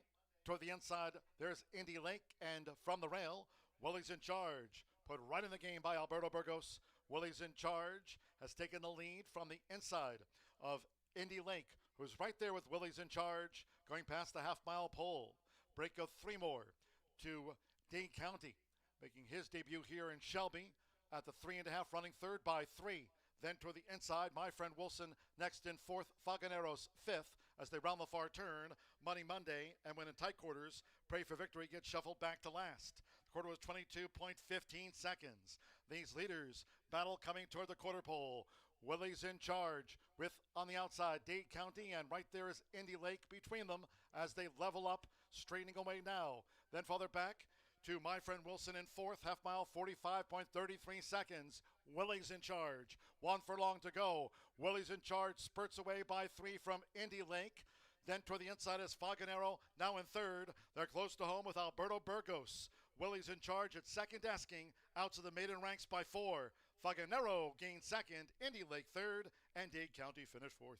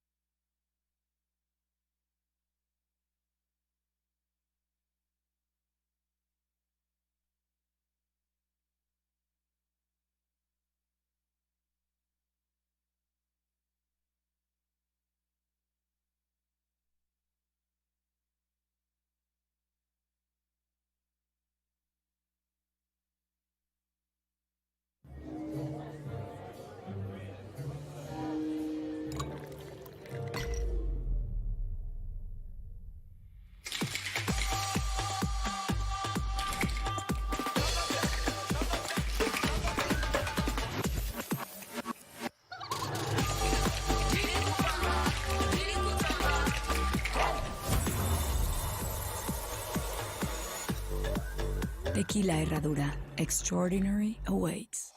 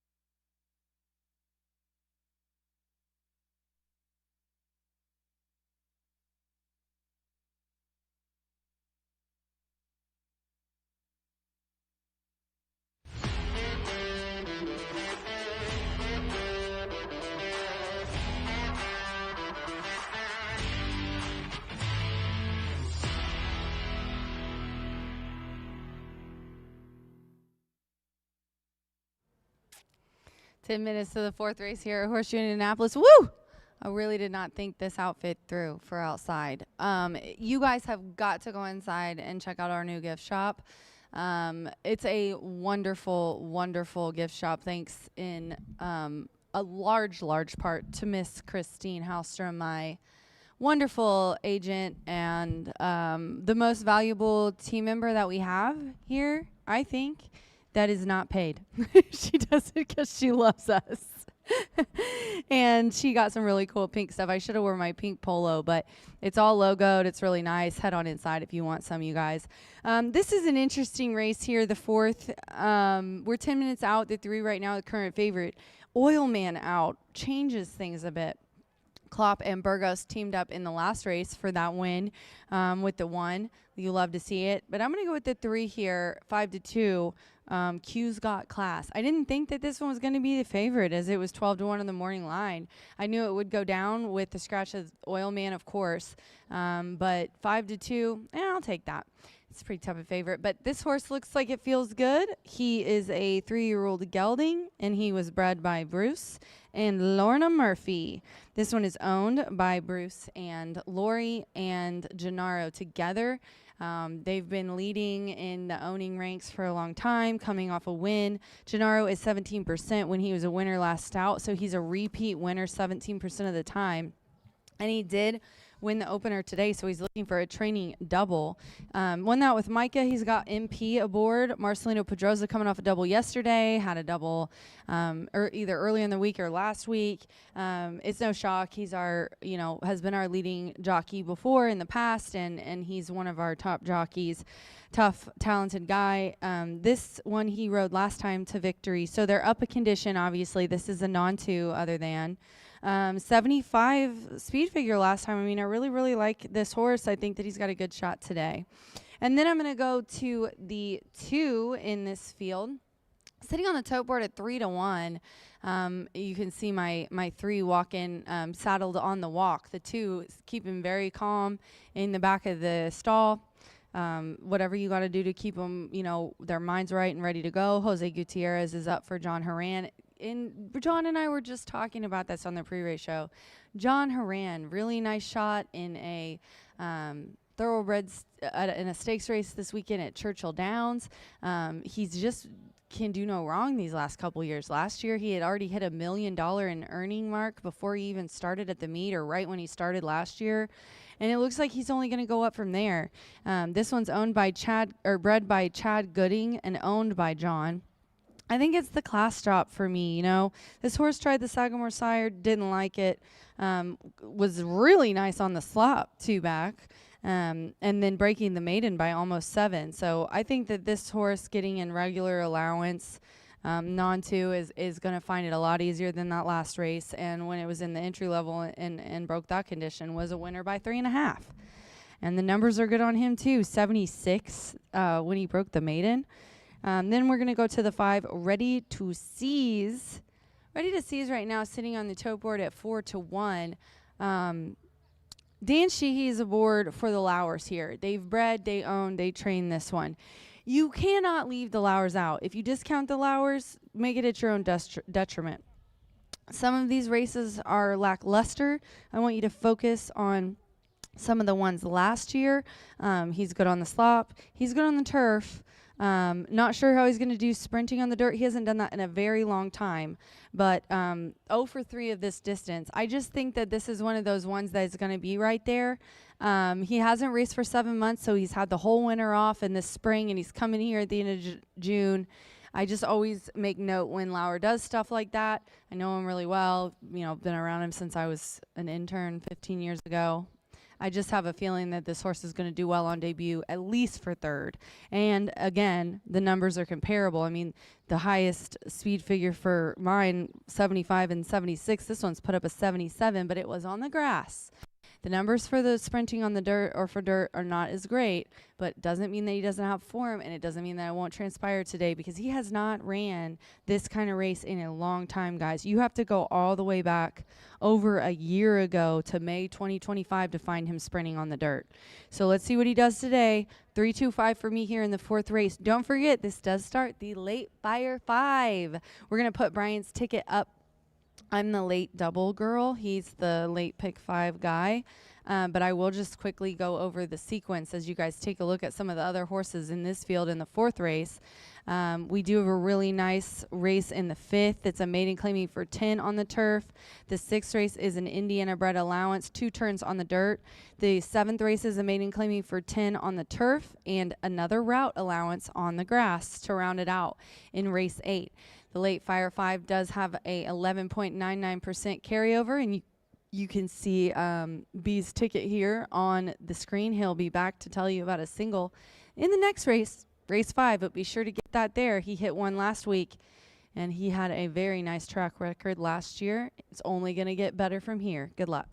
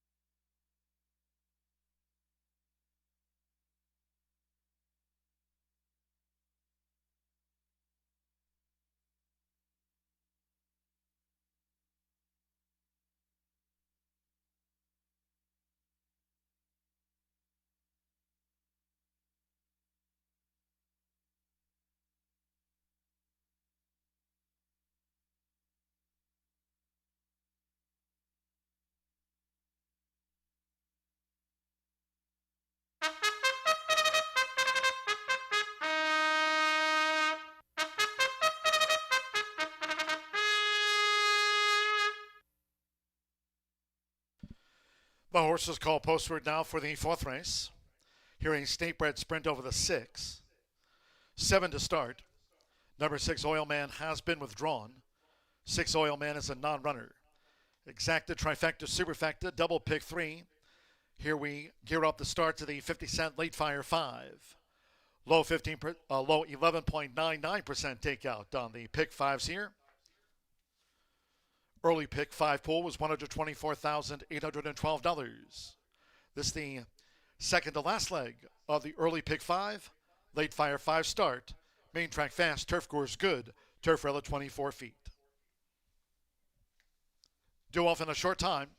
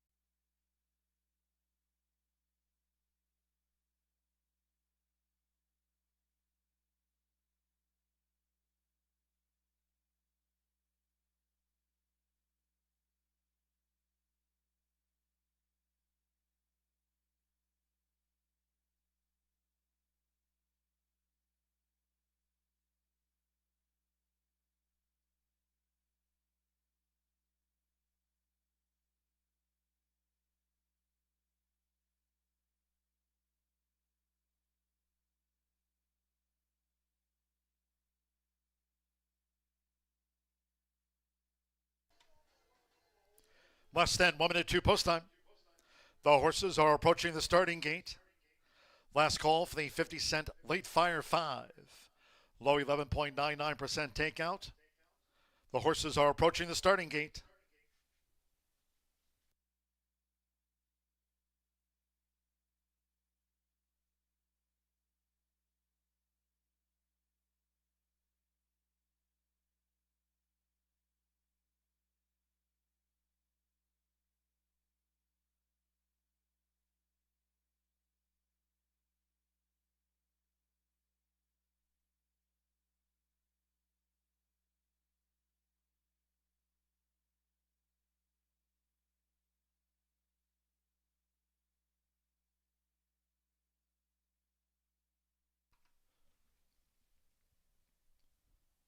The horses have reached the starting gate. It is now post time. Joseph Bielmir, Need Justice, the first Indiana bred to come up and in. 7 Bermudez with Secret's Image. Jose Gutierrez, Fool's Jester, went and well. First run of the year for Ready to Seize with Danny Sheehy. Now Marcelino Pathosa Jr., Q's Got Class was the last out. Winner here. Fool's Jester 3-2 favorite. Fernando de la Cruz with Catch a Night Train. At 6 furlongs, Fast Track Standby. One more, Star Promise, Joe Ramos for Tiana Richardville. With a 14-1 win on the card, all in line. Ready. And they're off. Catch a Night Train away quickly. Engaged on the outside by Star Promise in the orange cap. And here's Q's Got Class right there toward the inside, going for an early push. It's Star Promise and Q's Got Class in the red cap. After breaking on top, Catch a Night Train tracks them from third. Ready's Image is vying for fourth. Fool's Jester on the far outside. And Need Justice running second to last. And Ready to Seize, making his 4-year-old season a bow. He trails the state-bred Septet, the quarter 22.16 seconds. 3 out, and it's Star Promise, the 10-1 leader. Q's Got Class starts to gain now for Marcelino Pathosa Jr. and Catch a Night Train right there at the point of attack. Fool's Jester draws in from fourth. Ready's Image, Need Justice, and Ready to Seize. Here come the Hoosiers. And this is a toss-up. It's Q's Got Class. Catch a Night Train re-engages. Star Promise is third toward the inside, past the 8th pole. Fool's Jester really needs to lift, does Fool's Jester, and then Ready's Image, Need Justice, and Ready to Seize. They come past the 16th with Fernando de la Cruz. Catch a Night Train just leads. Q's Got Class. Catch a Night Train prevails over game. Q's Got Class. Ready to Seize. Game third from Fool's Jester, then Need Justice in 110.5.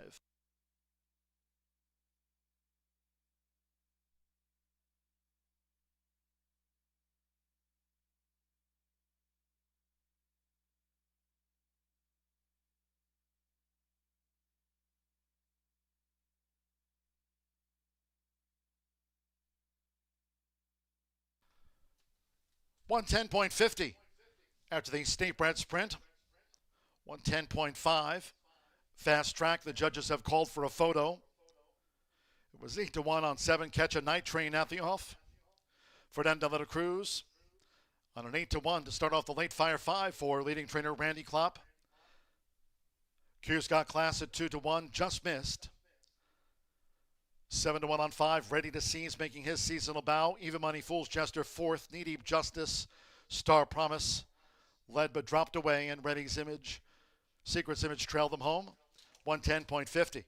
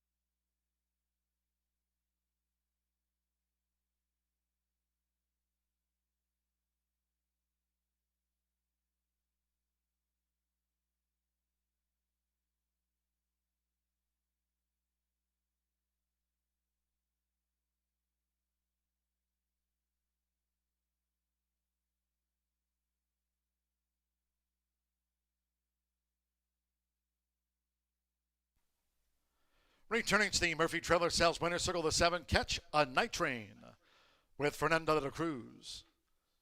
Catch a Night Train is a 4-year-old gray roan gelding by Unbridled Express. Out of the Cliff's Edge mare, Dancing on the Edge. Randy Klopp trains for Speed Stable LLC.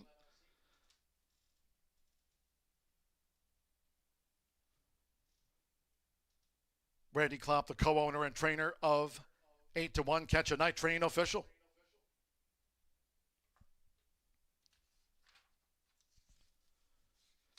$7-3 exacta paid $74. 50-cent trifecta. Ready to Seize was third. 136.40, 17 double 85.20. Fool's Jester runs fourth. 10-cent Superfecta 7352 for that Superfecta result. And there's the 50-cent pick three on races 2, 3, and 4. Paid out $427.45. $62.17 for the 10-cent Superfecta 7352. 6 was a non-runner in the State Bred Sprint. Favorite fourth. 7 ran 110.5. 21 minutes away, race 5, the first of 3 on the turf course. Beautiful day in town. Course is good. Fast main track. Can be made in turf. Scratch the also eligible 13 Big Nelson. AE 13 Big Nelson does not draw in. 6 Trebello, the jockey Hanalehi. Add 2 pounds to the program weight. Makes it there now 119. Hanalehi rides 6 Trebello. 10 Moral Man. Waive the apprentice allowance. Corrected weight 120. James Graham is on the 10 Moral Man. Waive the bug 120. 11 Brenda City plus 4 pounds from that assigned program weight. Exacta Trifecta Superfecta. Here the start to the $1. Late pick 4 presented daily by Itoba. 50-cent pick 3, races 5, 6, and 7. First leg of the $1 Horseshoe Hat-Trick Gold, turf pick 3, course good. Turf rail 24 feet out there on the Caesars course. Post time 4:14, race 5.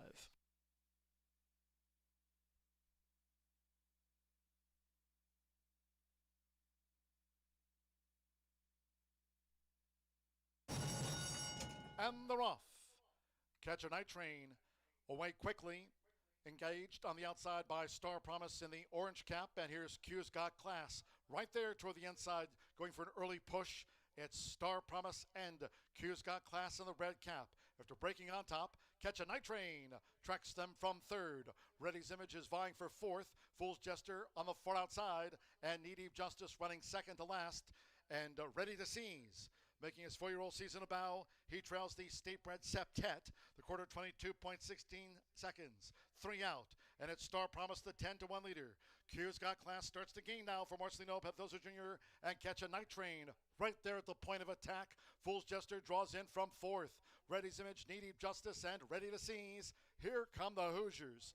And this is a toss-up. It's Q's Got Class. Catch a Night Train re-engages. Star Promise is third toward the inside, past the 8th pole. Fool's Jester really needs to lift, does Fool's Jester, and then Reddy's Image, Needy Justice, and Ready to Seize. They come past the 16th with Fernando de la Cruz. Catch a Night Train just leads. Q's Got Class. Catch a Night Train prevails over a game.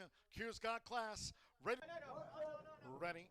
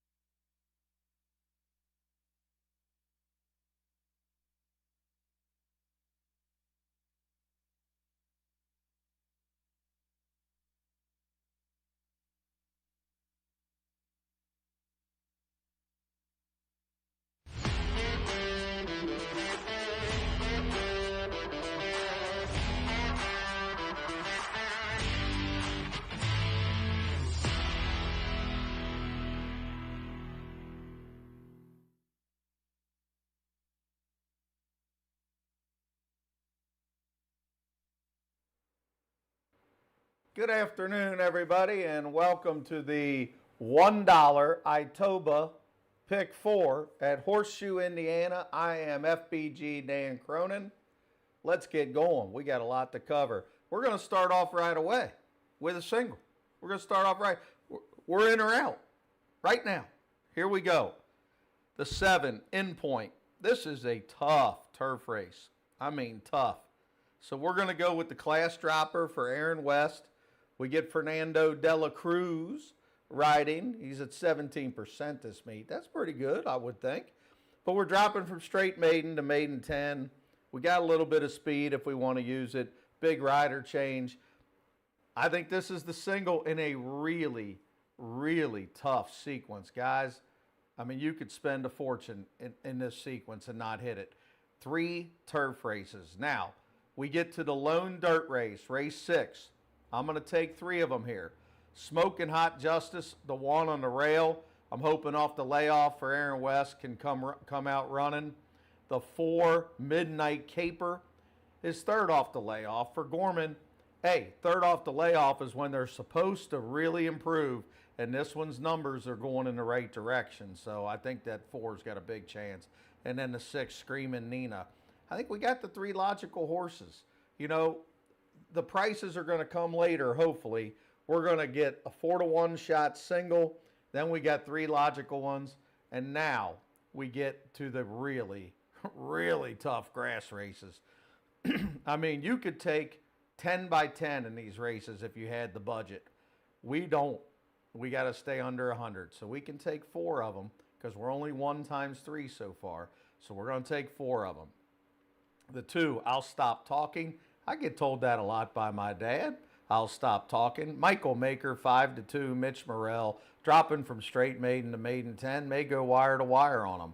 And then you got the 3, Cat Island for George Weaver. Another big dropper. And you get Declan Cannon, who can really ride. He's underrated. I'm telling you, this guy can ride. So the 2-3 for sure. For sure. Now, bigger players or players that want to spend close to 100. Lazy Y Legacy, 4-1 for Aaron West. And then all the way out to the outside is my price shot, the 12, Bobby's Workout. Gutierrez has been very good to me this meet for Michelle Elliott. Now, the horse is a little cheap. I'm not going to lie to you, but that's why we're getting 12-1. I don't want to just take all the favorites. We got to take some prices. So we got a price in the 9, a big price in the 12, the 2 logical ones in the 2 and 3. Now we get to the last leg. The last leg is, man, oh man. Big players, I just hit the all button. Small players, let's go through this. I'm pitching the 1 of the few horses I'm pitching. I got the 2, Crazy Sexy Cool, 15-1. The 3 is 12-1. I'm taking both of those. If you're a small player, you might want to think about not taking them, you know, to cut your ticket down. But the 4 with San Jorge, I think coming out of stakes races, you have to have 5-1. That's my top pick. I couldn't possibly throw that horse out. I did pitch the 5. The 6, Goody Two Socks. I can't throw that one out. So small players, you got to have the 4 and 6. I'm taking 2, 3, 4, 6, 9, 10, 11, 12. I'm taking almost all of them. But, you know, you got to do what you got to do. No 7. The 8's out. Now, we got 9 through 12 here. I think Ramos on the 9 could make a difference, even though he doesn't want to win. The 10 is 3-1. The allowance horse really fits in here. Going to try to go wire to wire with Pedroza. Does he have to win? No, but you got to have on your tickets. And then the 11, I forgot it. 12-1. I can't leave this horse out. 2nd off the layoff, going back to a route, should show some speed. I think this horse can win. And then the 12. So we got 2, 3, 4, 6, 9, 10, 11, 12. And that is $96. I am FBG Dan Cronin. I'm hoping our single, Fernando de la Cruz, don't fall off.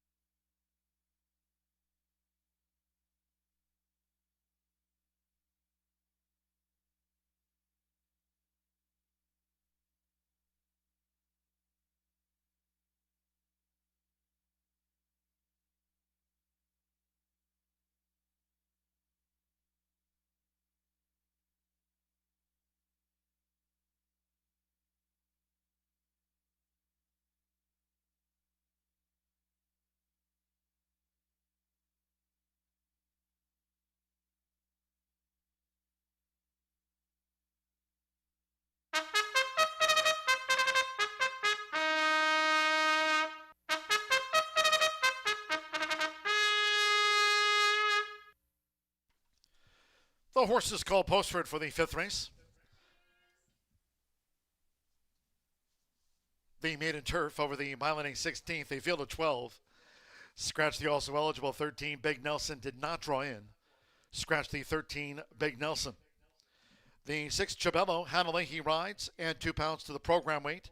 Hannah Leahy on 6 Chabello, +2. 10 Moral Man, there's no apprentice allowance claimed. 120 corrected weight there. And 11 Brenda City, +4 pounds, now at 114. Micah Meeks. Exacta Trifecta Superfecta. Double pick 3 starts at the $1 late pick 4 presented by Itoba. Here the first leg of the $1 Horseshoe Hat Trick Gold Turf Pick 3. Course good, turf road 24 feet this week. Fast main track. 2 minutes to post time for the maiden turf. It's due in just 2 minutes time.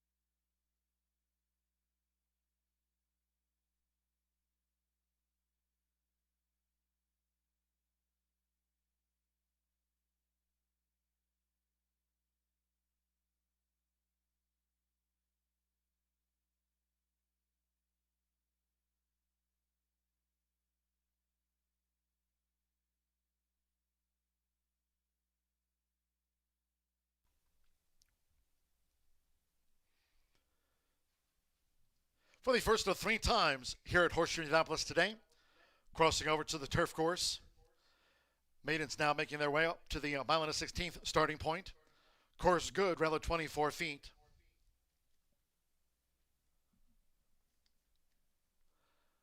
Last second choices to make for the $1 Horseshoe Hat-Trick All Turf Pick 3 starts here with the maiden. On final approach.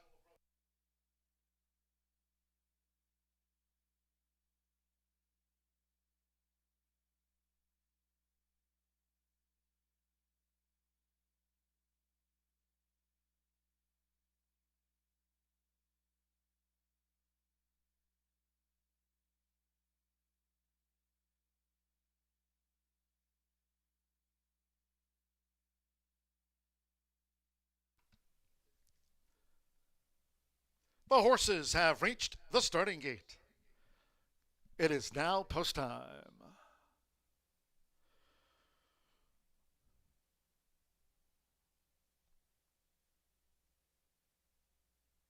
Now they're going in. Rodney Prescott, Hurricane Express, virtually 12 to move into the starting gate. On point would be a double for Fernando de la Cruz. Oscar Villarreal, Pumpkin Boy taking his spot. Alexander Crispin with Dreaming Perfect, yellow and red hoops. Angel Serpa with Wind Talker. Now McGinnis, Amir Mendoza, Brittany Atras first. McGinnis facing up to the gate.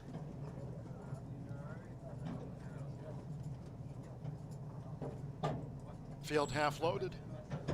Joseph Romero, Super Smooth. James Graham, Moral Man, one of the Danny Simpson 2. Mitchell Morrow with the Blue Factor, drew post 5. Here, 12 of them run. Course good, around 24 feet this week here at Horseshoe Indianapolis. Now the last ones, Brenda's City drew 11. Micah Meeks has a win on the card. Hanalei with Chabello. Up comes Brenda's City.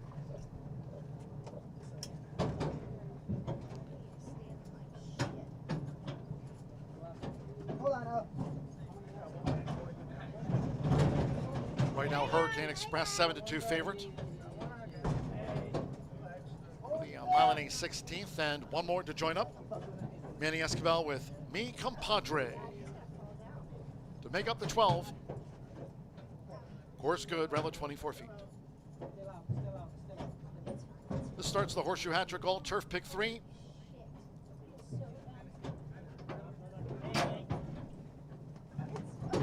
Now McGinnis, the 5-2 favorite on that last toad flash.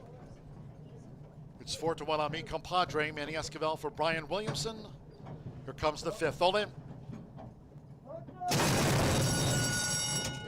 And they're off. And toward the inside, Super Smooth away well for Joseph Romero. An early engagement from Wind Talker. Michabello settles off this front wave. On point is right there. And on the outside, Dreaming Perfect as they make their way past the awning. It's Super Smooth. Super Smooth to the early lead from On Point, who's second and close up for Fernando de la Cruz. Out to the stretch with 6 furlongs to run. Then to the inside, Wind Talker, a ground-saving third from Dreaming Perfect, 2 corners wide in 4th. Nearest the inside, the Blue Factor is right there on the rail, with Dreaming Perfect now back in 5th. Chabello 6th between horses. Big Compadre in a maroon cap is a ground-saving 7th. Will settle by Amir Mendoza. McGinnis is 8th as they go up the back of the course. Then Hurricane Express from Moral Man, who got squeezed soon after the start, with on the outside Pumpkin Boy, who's running in 11th, and Brenda's City is last of the 12 here in the maiden turf. 22.38 for the lead part, 45.13 for the half mile. They enter the far turn, and it's Windtalker who leads by 2. 2 toward the inside, the Blue Factor, who now gains second. Super Smooth third, but under pressure to 3 furlongs out. On Point is also be ridden to gain. On Point being asked to raise an effort now as Mi Compadre draws in from the rail, and McGinnis is on the move. McGinnis sweeping up strongly on the far outside as they turn for home. 3/4 1 minute 9.67 seconds with Angel Serpa. It's Windtalker who takes them into the last. Big Compadre gains. The Blue Factor toward the inside. Hurricane Express and McGinnis trying to sustain a bid, but they're near home with Manny Esquivel. Mi Compadre raced away to win by 4 from the Blue Factor. And then Hurricane Express in a photo as Moral Man joined, and McGinnis was right there too.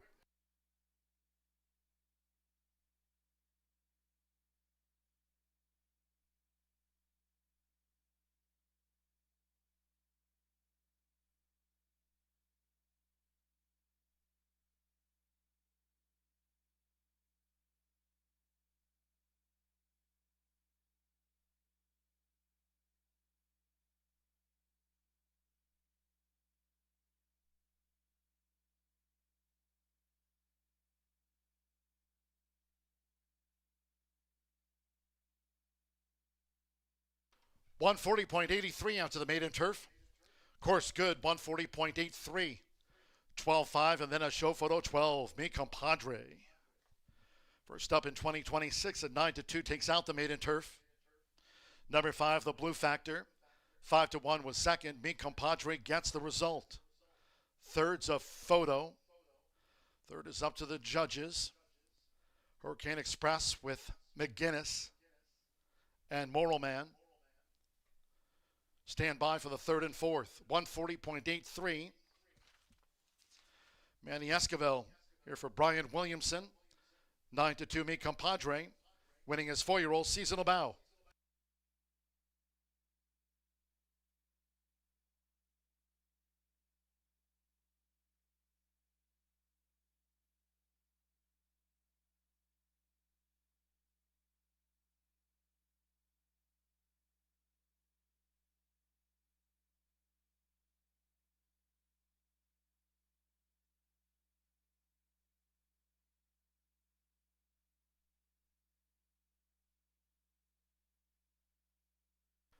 The judges have posted number 1, Hurricane Express third, and 9, McGinnis gets into the frame. 12-5-1-9, 12 Mi Compadre has beaten home 5, the Blue Factor. Hurricane Express third, McGinnis fourth.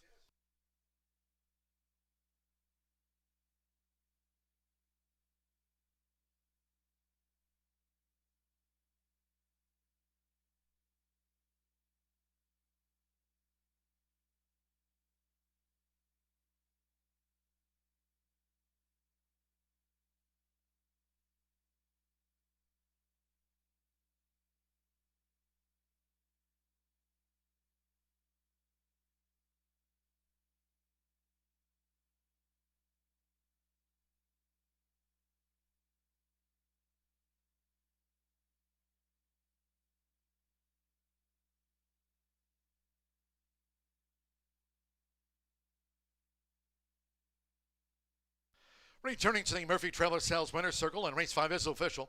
The 12, Mi Compadre with Manny Esquivel. Mi Compadre is a 4-year-old chestnut colt by Good Samaritan and of Comic Page by Distorted Humor. There's Brian Williamson in the Murphy Trailer Sales Winner's Circle here in the Hoosier State, training for Nancy Veneer and breeder Lyda Williamson. Horseshoe Indianapolis congratulates the winning connections of Mi Compadre, first runner of the year, right down to the maiden ranks.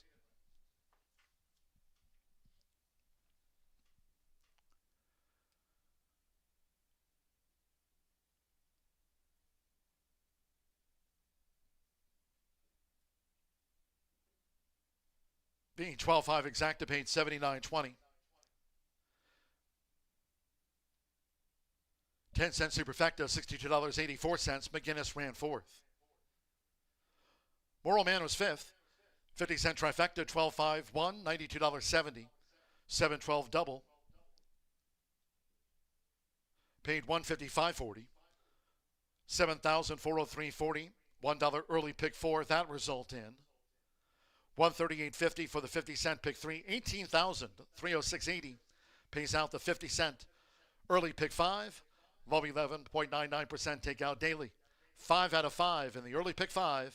$18,306. 12 a starter Oscar Quiros. 140.83. Course, well, it's just been upgraded to firm. It was rated on the tote as good. Turf rail set at 24 feet, that's for sure. Course now good to firm. 19 minutes away, race 6. Fast main track. And no changes at all to pass along in race 6.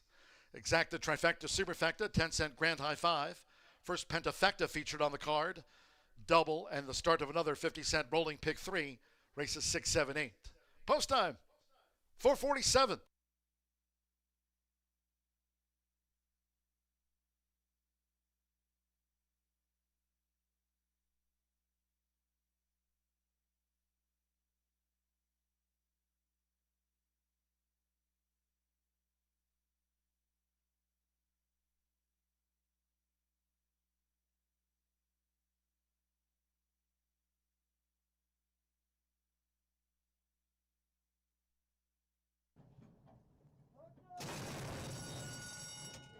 And they're off.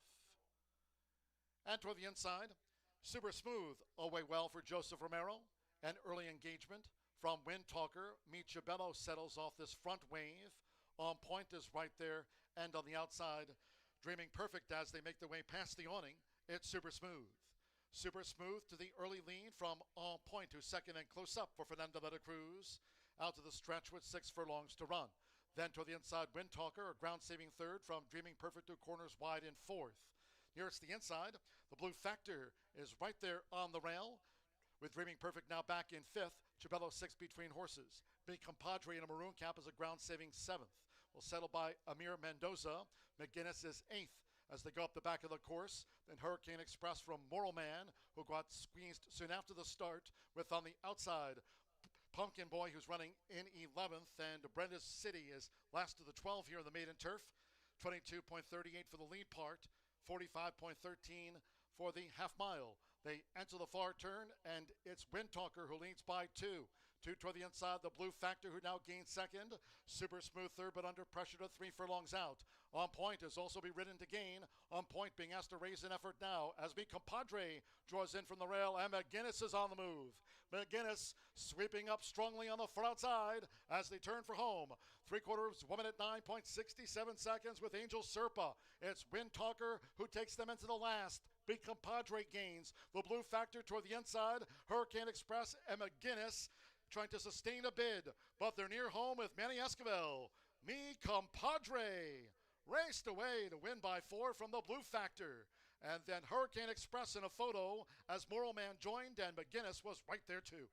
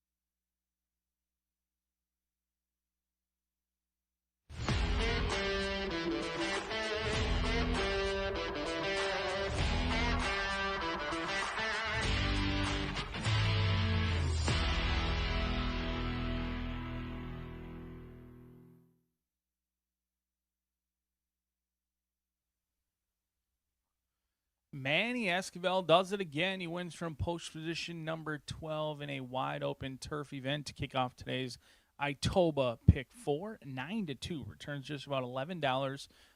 Certainly off to a decent start in those late Fire 5 and Itoba Pick 4 if you are still alive. If not, another rolling Pick 3 in here. We've had some prices come along. That first Pick 5 of the day returns just over $18,000, 50 cent increment in that Pick 5 and 18,000 returned. It pays to play here at Horseshoe Indianapolis. Less money taken out of the pool, more money returned to the bettors.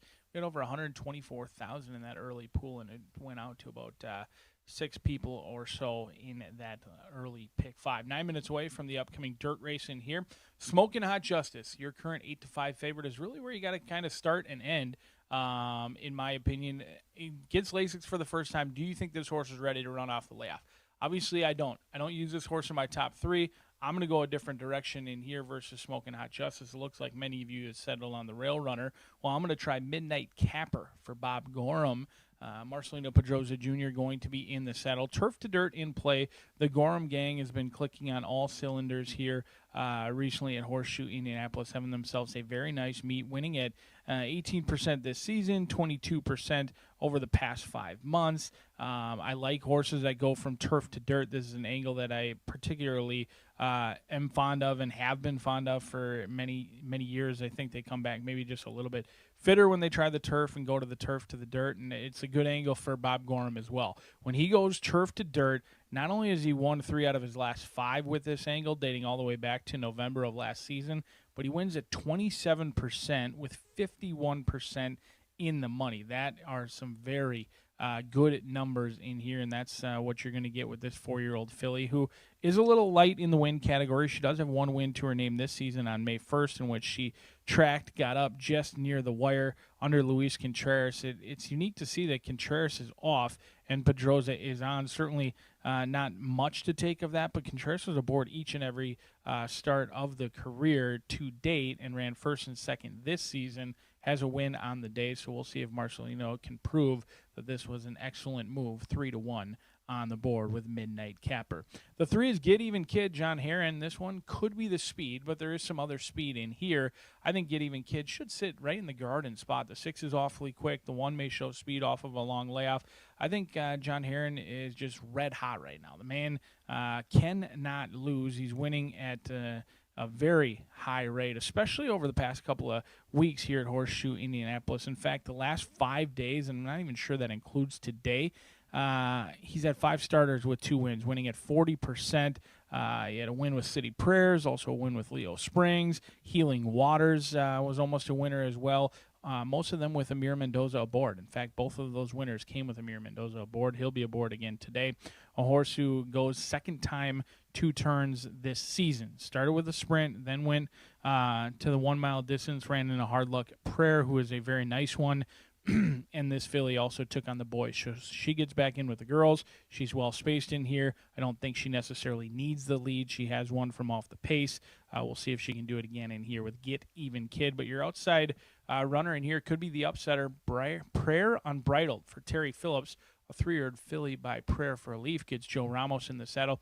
2 wins from 9 starts. Now, you'd have to be forgiving in the last one. It did come in the Swifty-sired $100,000 handicap as well. Got some pace to chase. Just need a little bit more distance. This horse rallied home a much the best winner for the first start of the 2026 season in her 3-year-old filly campaign and did very well. Now, she does have to take on older in here with some 4-year-olds and 5-year-olds and things like that, but we're nearing the middle part of the month, and I just think she has run some very nice races. In fact, when they've stretched her out, she's done well. She got the maiden breaking score at the maiden special weight level, going around 2 turns in which she went to the lead and she stayed on nicely. She then tried the Miss Indiana, ran 3rd, so got a stakes placing going around 2 turns on closing day. Now, she did lose to Smoking Justice. The difference is she has a lot more recency than your inside runner. But right now, the betting public just all about Smoking Justice. Now, Aaron West, he can pop. He can have a horse ready to rock and roll. He's get the Justice Gang, the breeder, and the daughter owns. It's a very cool story. This horse was entered to run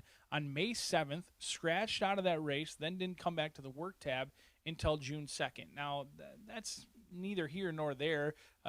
With today's racing world, you do see horses scratch quite often, regardless if it's just something small, minor, whatnot. So not to take too much of that, but I just didn't want to settle for 7-5 on a horse who was entered to run in May, didn't make it back to the work tab until June 2nd, has 2 5-furlong workouts. Both of them are good. Draws the eye of our leading rider, Fernando de la Cruz, and now finally gets to go to the races June 23rd. Make what you want of that.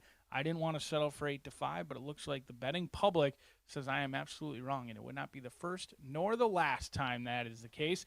As Fernando de la Cruz, our leading rider, getting the leg up on your 3-2 favorite, Smokin'. Hot Justice getting Lasix for the first time off a win in Stakes Company closing day last year. We'll see if they can go 2 for 2 with Aaron West and Smokin' Hot Justice. Your field of 7 goes a mile and 70 just 5 minutes from now.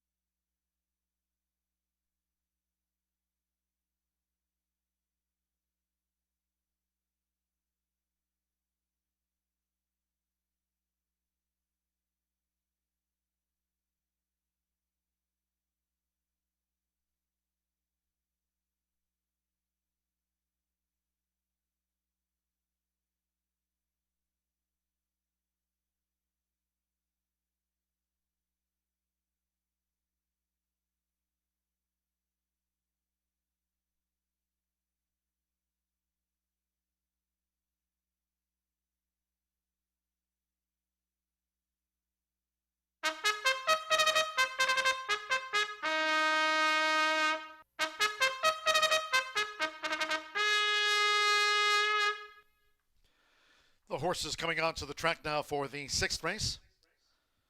This race will be run at 1 mile and 70 yards. A field of 7 here for the distaff. No changes. Exacta, trifecta, superfecta. 10-cent grand high 5. Pentafecta wagering featured on the menu. Double pick 3. Fast and firm. 2 minutes.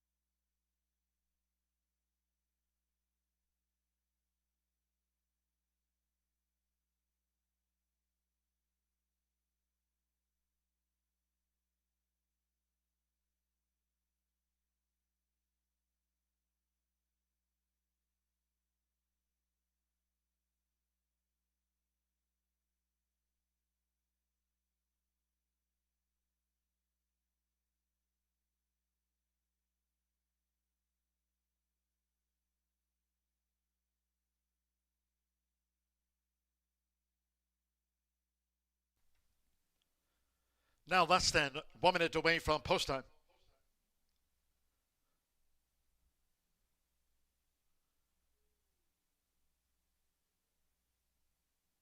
The horses are approaching the starting gate.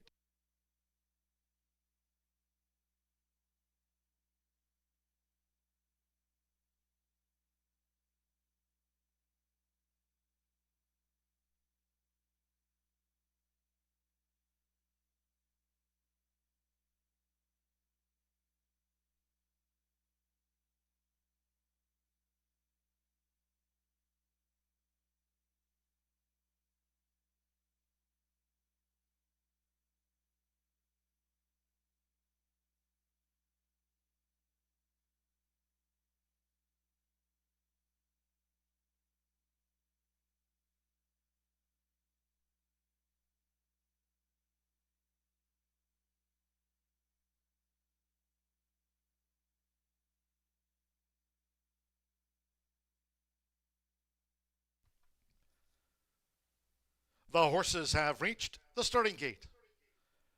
It is now post time. Loading starts. Fernando de la Cruz, first run of the year for Smoking Hot Justice. 5 steps started as a juvenile here last season. Alexander Crispin wins forever. Yarmarie Correa, Dreaming Girl. Now Get Even Kid, Amir Mendoza claims a 5-pound apprentice allowance.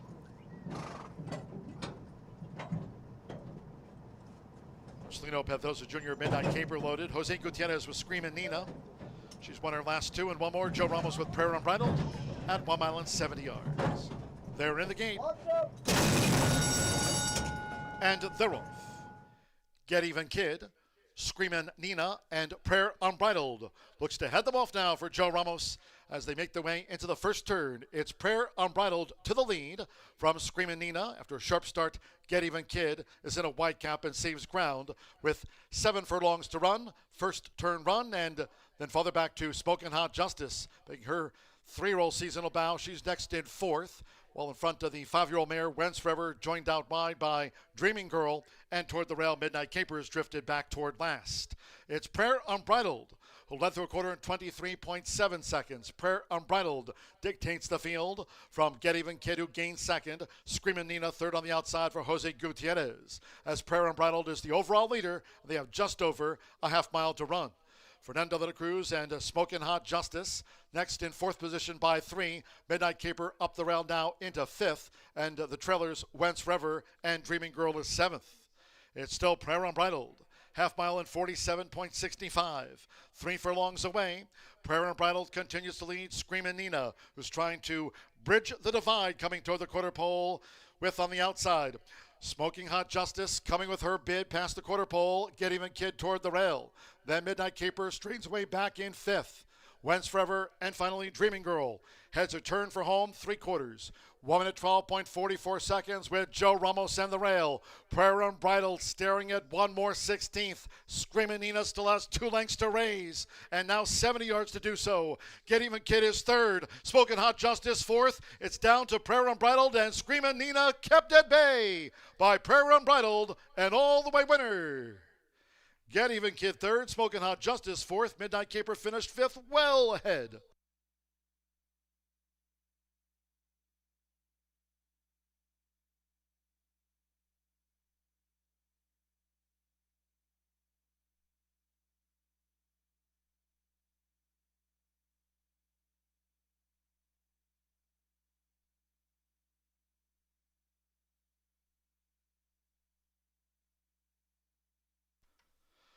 .142.30.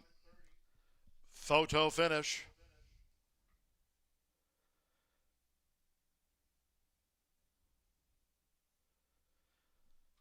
Five to 2 at the off on 7 Prayer Unbridled. Will just hold the 6 Screamin' Nina, the runner-up. 3 Get Even Kid, 3rd, 1 Smokin' Hot Justice, making her 3-year-old seasonal bow home 4th, and 4 Midnight Caper 5th. And these were clear. 7-6-3-1-4 in frame. 142.30. Joe Ramos Terry Phillips, an all-the-way winner. 5-2 on Prayer Unbridled.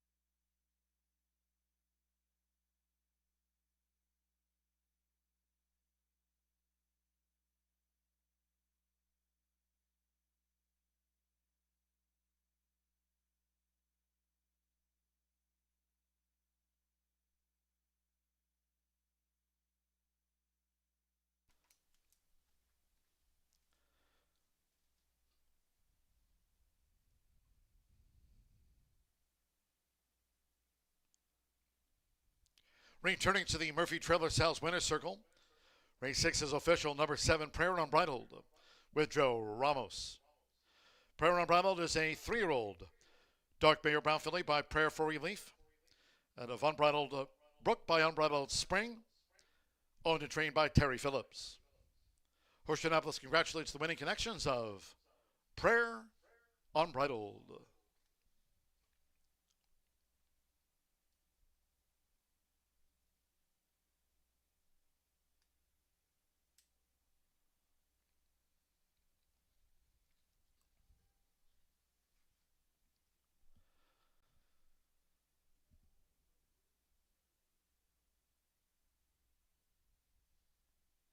The 7-6 exacta paid $44.80, 50-cent trifecta, 7-6-3 and even $43. 12-7 double, 56.40. The 50-cent pick 3 capped off by Prayer Unbridled, $189.30, 10-cent pentafecta, $61 and change. Midnight Caper ran 5th. The 10-cent superfecta, 7-6-3-1, netted $19.84. All 7 ran, 142.3. 23 minutes away, race 7. Course Firm, rail at 24 feet, scratch 3, Cat Island. Take out the 13, High Dollar Dolly. Was entered as an MTO, Course Firm, scratch 3 and the number 13. 6, Home Sweet Home, the jockey Irving Moncada. Ride 6, Home Sweet Home, waive the apprentice allowance, 120. 4, Alexis Hope is a pound over the weight. 12, Voluntold, the jockey Danny Sheehy. Danny Sheehy rides 11, Voluntold. Exacta Trifecta Superfecta, another 10-cent Grand High 5 Pentafecta, featured on the Maiden Turf. Starts at the $5, last call Thoroughbred Double. Final pick 3 of the day, races 7, 8, and 9, firm and fast for the quarter horse finale. Post time for the Maiden Turf at 5:20.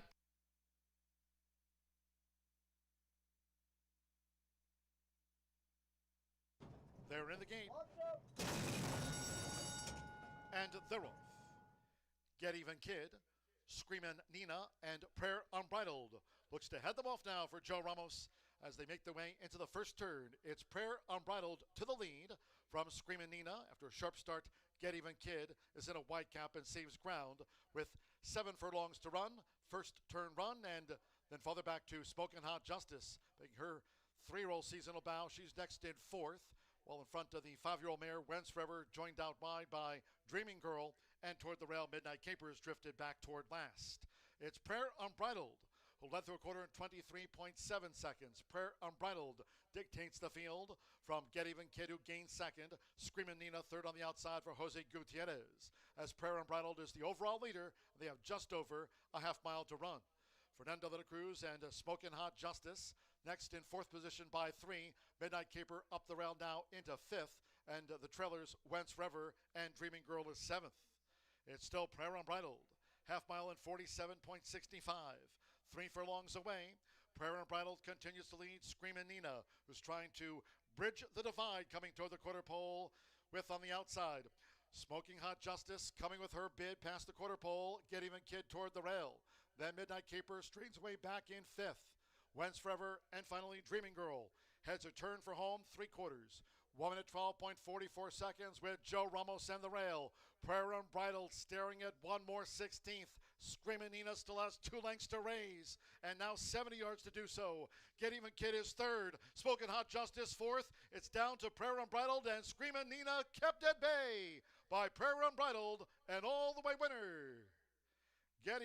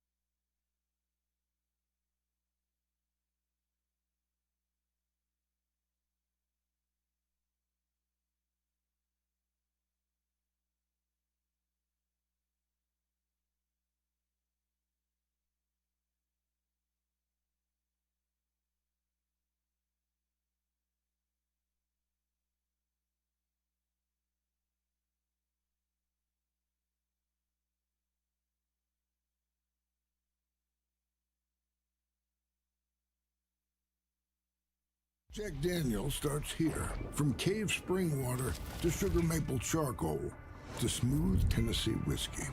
Made by those who pour everything into their craft. That's what makes Jack, Jack. Horseshoe Indianapolis fans, be sure to check out our brand new gift shop. Open now, right there on the first floor, beside the program stand here at Horseshoe Indianapolis. Pick up a souvenir of your day at the races. Great to have you with us. Stop in, check it out. The gift shop, open now, first floor at Horseshoe Indianapolis.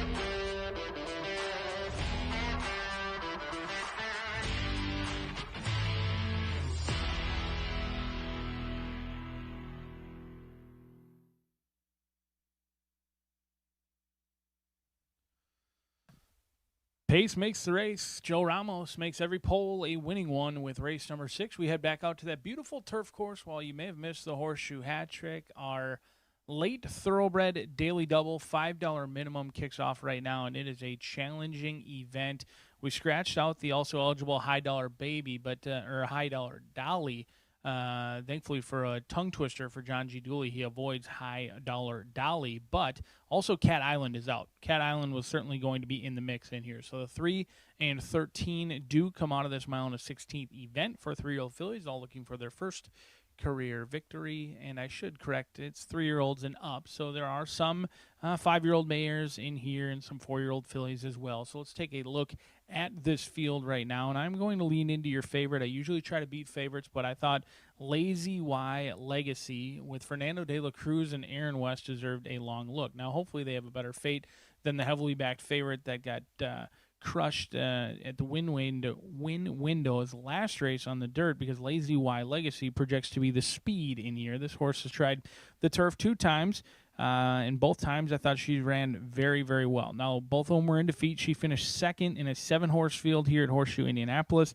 And then deep in the summer, she went over to Colonial, which is a challenging turf course for anyone, and she finished another second, beating 7 other horses home in those races. Now, she had an easy lead in each of them. She did go fairly quick here at Horseshoe Indianapolis. She went 22-1, so I shouldn't say all that easy, but she was able to back it down to a 46 and 2. It was a huge effort. She was kind of dueling. She repelled all foes and ultimately held on great, but got nailed by Frosted Kisses. And when you watch that replay, Frosted Kisses went from last to first in the blink of an eye. So I was very impressed with Lazy Y Legacy. They thought enough of her, even though she's at the maiden claiming ranks, to ship her over to Colonial and run for the purse money there during that meet. So I think highly of Lazy Y Legacy. I think that last race, you can just draw a line through it. She wants to be on the turf. She's shown that. We'll see if she can show that speed that she showed last year as well, making her 4-year-old turf debut in here with Lazy Y Legacy for connections that certainly know how to win races. Now, if you're looking for an upset alert, it could be voluntold, something my wife happens to do to me nearly all the time. This 3-year-old filly goes out for Troy Newton. He's winning at 15%, very small sample size throughout this season. In fact, he's only had one starter here at Horseshoe Indianapolis, and they did run second. Now, over the past 5 months, him and his team have been doing very well, both at Belterra as well as Churchill, winning at 16% and in the money over 50% of the time. So they're picking up paychecks. They're paying their way. This one went through the sales ring back in 2024 for $17,000, making the second try on the turf. Now, they do come in from Belterra, so going to be tested for class a little bit. Say what you will about that, but I do think this race will be a little bit more challenging than they might have seen at Belterra on June 4th. But horses trying things for the second time, I am a big fan of. I also like the way this one's turned out. This 3-year-old filly, she's a good-looking sort.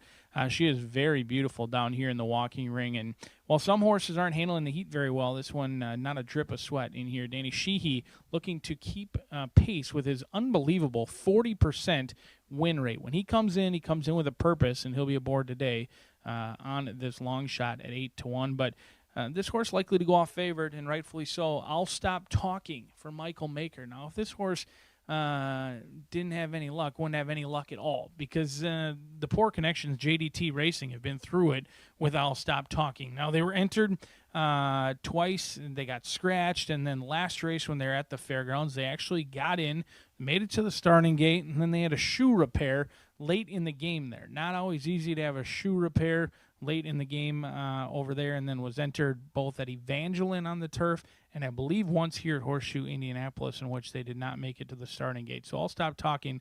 Just hasn't really had any luck at all, and I'm willing to forgive that last race. Now, it's not ideal going from Kelsey Danner, 2 tries in a restricted maiden special weight, and then switching over to Michael Maker, but has been entered 4 tries, had an excuse getting a late shoe repair over at the fairgrounds. Now they've waved the white flag, maiden special weight, down to maiden claiming. Their patience has run out. Mitch Merle going to be aboard, and it looks like I'll Stop Talking's patience has run out as well as this one rears up. Something you certainly want to pay attention to. Sometimes it's not always what you see in the racing form that leads horses to getting dropped from maiden special weight down to maiden claiming. So I'm interested to see how I'll Stop Talking handles herself out on the racetrack. She's already switched hands once. We'll see if she switches hands again, because that price tag is $10,000 for each and all of them in here as we go out for that $5 minimum late daily double. Big fields on the turf. Could we see chaos? We've seen it earlier today. We'll see if we find out again 4 minutes away from race number 7.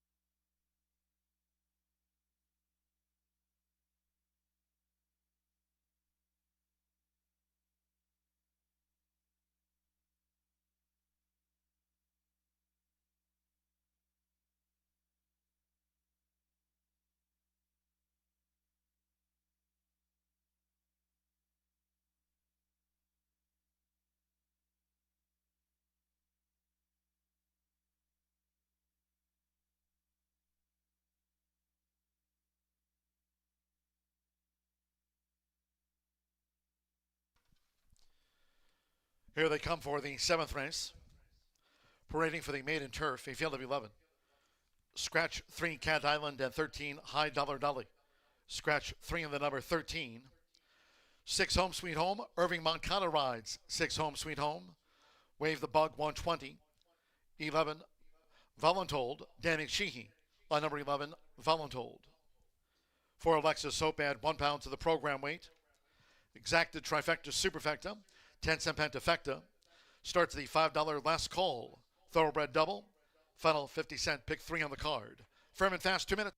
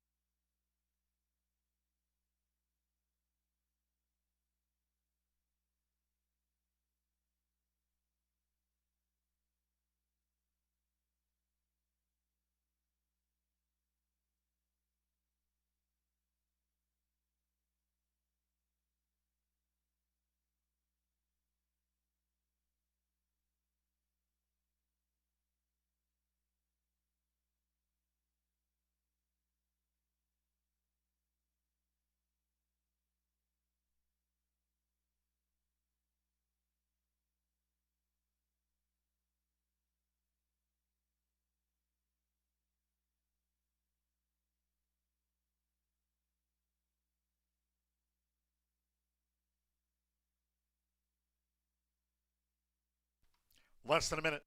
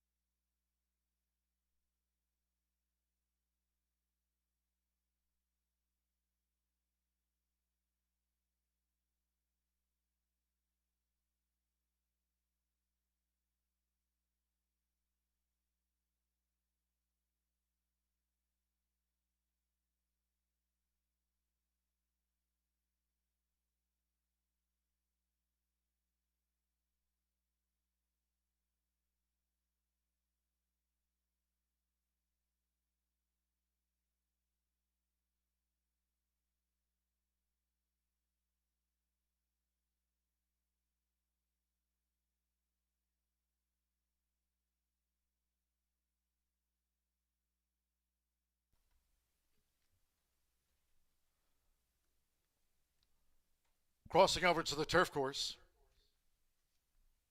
the horses are approaching the starting gate.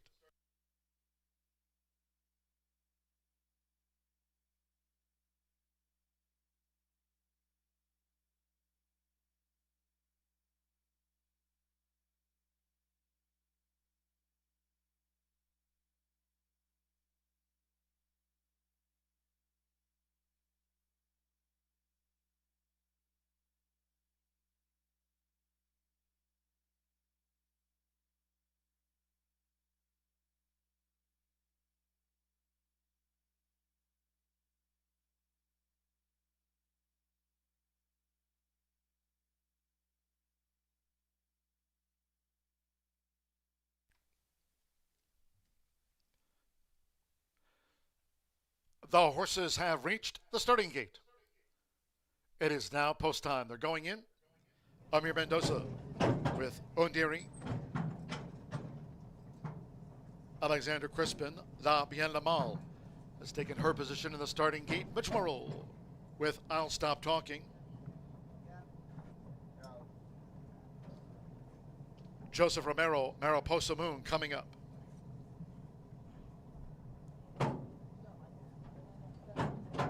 Alexis Hope. Micah Meeks on the Tuesday score sheet. Fernando de la Cruz with Lazy Y Legacy. Well, it's 8-5 favorite on Lazy Y Legacy here for the maiden. Orlando Boca Chica with My Wish. My Wish in. Joseph Biemer with Caddy Justice.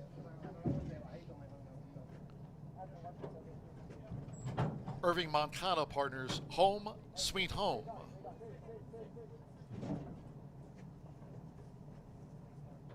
Course here went from good to firm.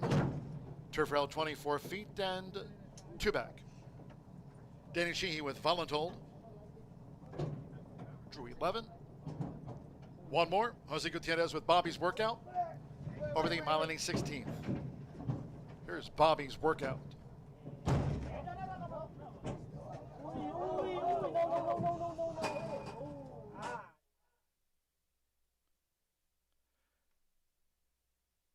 And now we have a loose horse. That's Bobby's Workout.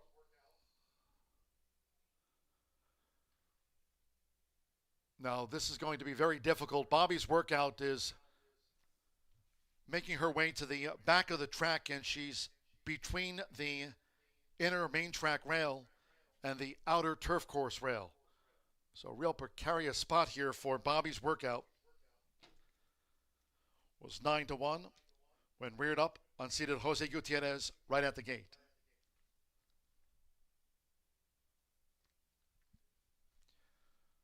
So again, a loose horse here between the main track rail and the outer rail of the turf course. It's the number 12.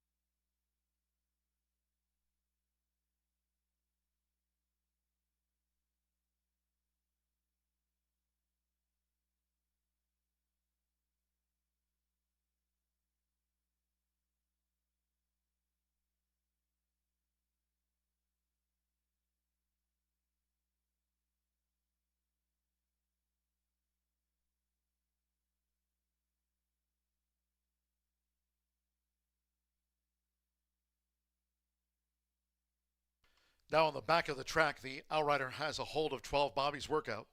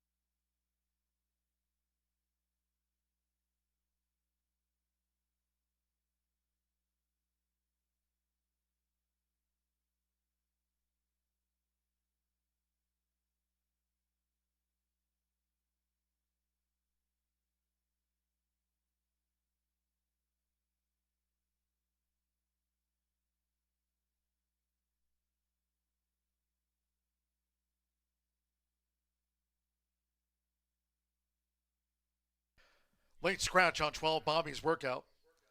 There she is with the outrider. Late scratch. All wagers here on 12, Bobby's Workout refunds. There will be a 7 and 12 consolation double. 7 and 12, that'll be a consolation double.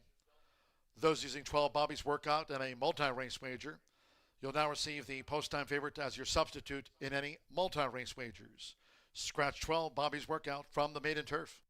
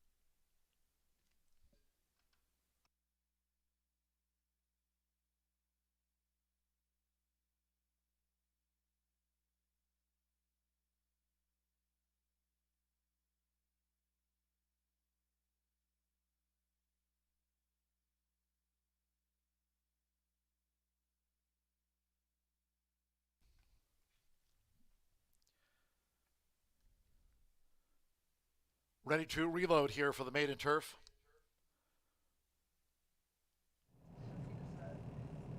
Oendiri first back into line. I'll Stop Talking rejoins. Oendiri, La Bien Le Mal. Mariposa Moon coming back to reload.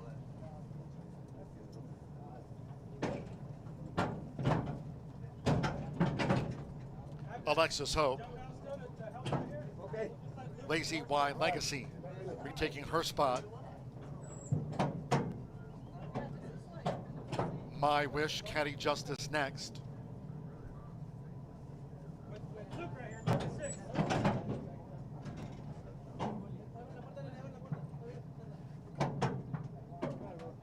Once again, Irving Moncada, Home Sweet Home. Rejoining in the gate, and one more. Danny Sheehy with Voluntold, now last of 10. 12 Bobby's Workout, a late scratch, and all in. And they're off. Lazy Y Legacy broke inward. La Bien Le Mal was taken back off of heels. Oendiri away well from the rail for Amir Mendoza. It's Oendiri with I'll Stop Talking right up with her. Here comes Mariposa Moon with an early bid as they make their way toward the first turn. Caddy Justice running in fourth. Voluntold, a settled fifth out to the stretch. Lazy Y Legacy broke inward, and she now holds the rail with 6 furlongs to go. Then toward the inside is My Wish saving ground with, on the outside, Home Sweet Home. Up the rail comes Alexis Hope, and La Bien Le Mal has dropped back to last. Look at the quarter, 21.62. Quick early pace on. It's Oendiri and Mariposa Moon taking it right to Oendiri, and these two a neck apart for the run past the half-mile pole. They've widened to a 6-length advantage over I'll Stop Talking, who tracks them from third for Joe Ramos, as Fernando de la Cruz sends Lazy Y Legacy up with the rail now with a bid. Caddy Justice running in fifth, inside 4 furlongs left. Then comes Voluntold, who's sixth for Danny Sheehy, 6 lengths off this leader, who's been pressed hard. Then My Wish, La Bien Le Mal up a couple of spots. Alexis Hope is running in ninth. Home Sweet Home last of 10. Half mile, 44.97. Oendiri, 12-1, has been tested as Lazy Y Legacy is gearing up. I'll Stop Talking, and toward the inside, My Wish in range. Voluntold fanned wide. And then Alexis Hope. 3/4, just under 110. They have about a quarter of a mile to go, and it's Lazy Y Legacy who took the lead from Oendiri, and My Wish is staying on the outside for Orlando Boca Chica, and My Wish has swept ahead at 39-1. My Wish gets it by 4 from Lazy Y Legacy. Voluntold was third, Oendiri fourth, and La Bien Le Mal finished fifth. Alexis Hope was next in sixth.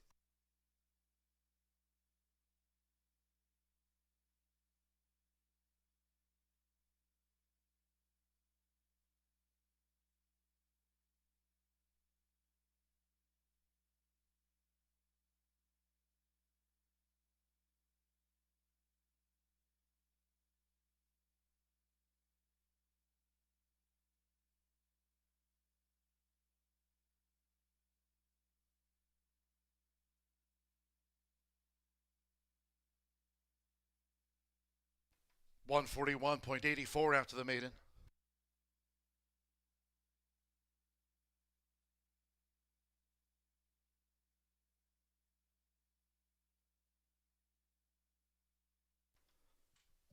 Five 9-11-1-7. 5 My Wish at 39-1 upsets the maiden over 9. Lazy Y Legacy 9-5 second 11. Voluntold 10-1 third 1. Ondiri led them a long way at 12-1 third. And 7 La Bienna Mall getting into the frame. Orlando Boca Chica getting on the meet score sheet here for Eduardo Caramori and Equinox. My Wish off the mark in her 7th career start at 39-1 odds.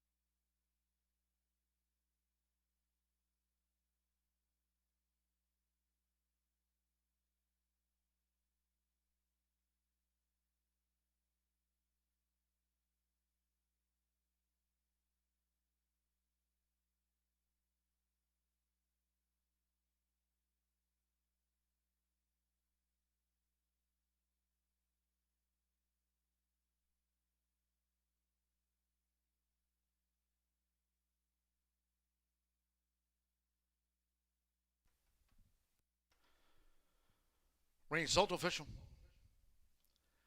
And the Murphy Trailer Sales winner, circle the 5, My Wish with Orlando Boca Chica. My Wish is a 3-year-old dark bear brown filly by Silver State out of My Way by Unbridled Song. For Eduardo Caramori's Equinox Incorporated, Horseshoe Indianapolis congratulates the winning connections of My Wish, an $81 winner.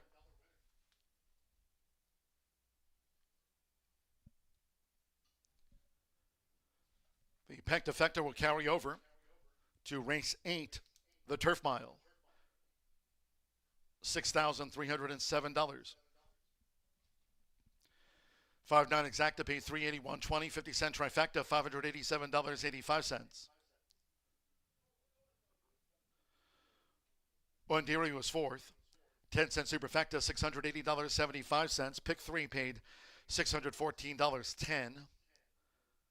7-5 double, $290.80. 7-12 consolation double, $7.80. 10-cent grand high 5, that's the Pentafecta to be featured on race 8, the Turf Mile. There's a carryover, $6,307. So in the next one, it's a Turf Mile. Scratch the 8 Miss Candy Pop.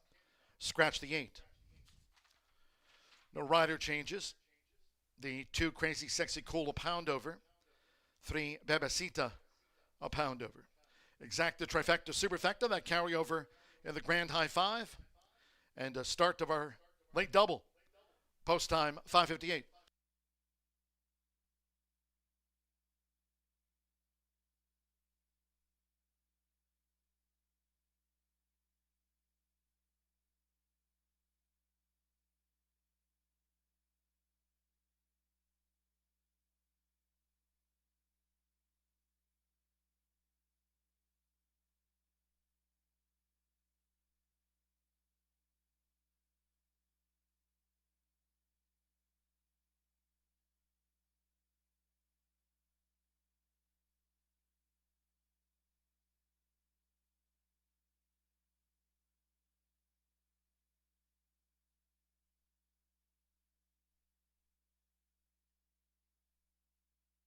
Scratch and all in. And they're off. Lazy Y Legacy broke inward. La Bienna Mall was taken back off of heels. Ondiri away well from the rail for Amir Mendoza. It's Ondiri with I'll Stop Talking right up with her. Here comes Mariposa Moon with an early bid as they make their way toward the first turn. Caddy Justice running in 4th. Voluntold, a settled 5th out to the stretch. Lazy Y Legacy broke inward, and she now holds the rail with 6 furlongs to go. Then toward the inside is My Wish Saving Ground with on the outside, Home Sweet Home. Up the rail comes Alexis Hope, and La Bien the Mal has dropped back to last. Look at the quarter, 21.62. Quick early pace on. It's Undiri and Mariposa Moon taking it right to Undiri, and these two a neck apart for the run past the half-mile pole. They've widened to a 6-length advantage over I'll Stop Talking, who tracks them from third for Joe Ramos, as Fernando de la Cruz sends Lazy Y Legacy up with the rail now with a bid. Caddy Justice running in fifth, inside 4 furlongs left. Then comes Voluntold, who's sixth for Danny Sheehy, 6 lengths off this leader, who's been pressed hard. Then My Wish, La Bien the Mal up a couple of spots. Alexis Hope is running in ninth. Home Sweet Home last of 10. Half mile, 44.97. Undiri, 12-1, has been tested as Lazy Y Legacy is gearing up. I'll Stop Talking, and toward the inside, My Wish in range, Voluntold fan wide, and then Alexis Hope. 3/4, just under 110. They have about a quarter of a mile to go, and it's Lazy Y Legacy who took the lead from Undiri, and My Wish is staying on the outside for Orlando Boca Chica, and My Wish has swept ahead at 39-1. My Wish gets it by 4.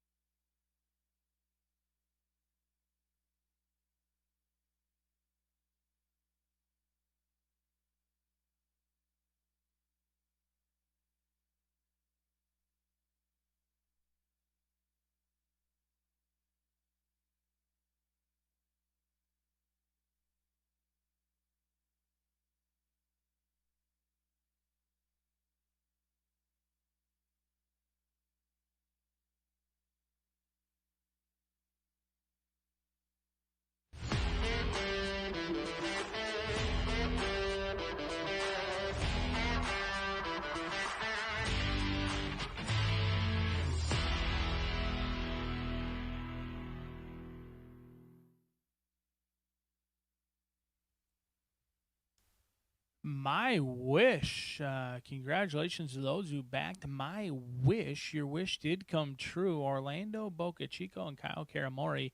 Time it right. An $81 winner kicks off that late daily double in there and certainly spices up the Itoba Pick 4, as well as this late Fire 5. If you're still alive, certainly wish you the best of luck because some very big payouts are forthcoming. But you are far from home and cooled out because, like you saw in the last race, anything can happen on the Caesars turf course as we're 10 minutes away from our finale. Scratch number 8, Miss Candy Pop, out of this event. Now I'm going to go long shot hunting. I'm hopeful that we've got yet another long shot in the making with Timeless Justice. Evan Roman going to keep his confidence in this 3-year-old filly after a couple of lackluster starts. Now, earlier this season, she was in very good form. In fact, she won easily, got the maiden breaking score when she dropped down from maiden special weight down to maiden claiming, and ended up a wrapped up in hand 3-2 winner sprinting on the dirt. And then she ran a huge effort against Midnight Capper, who didn't run all that well earlier today, but beat that one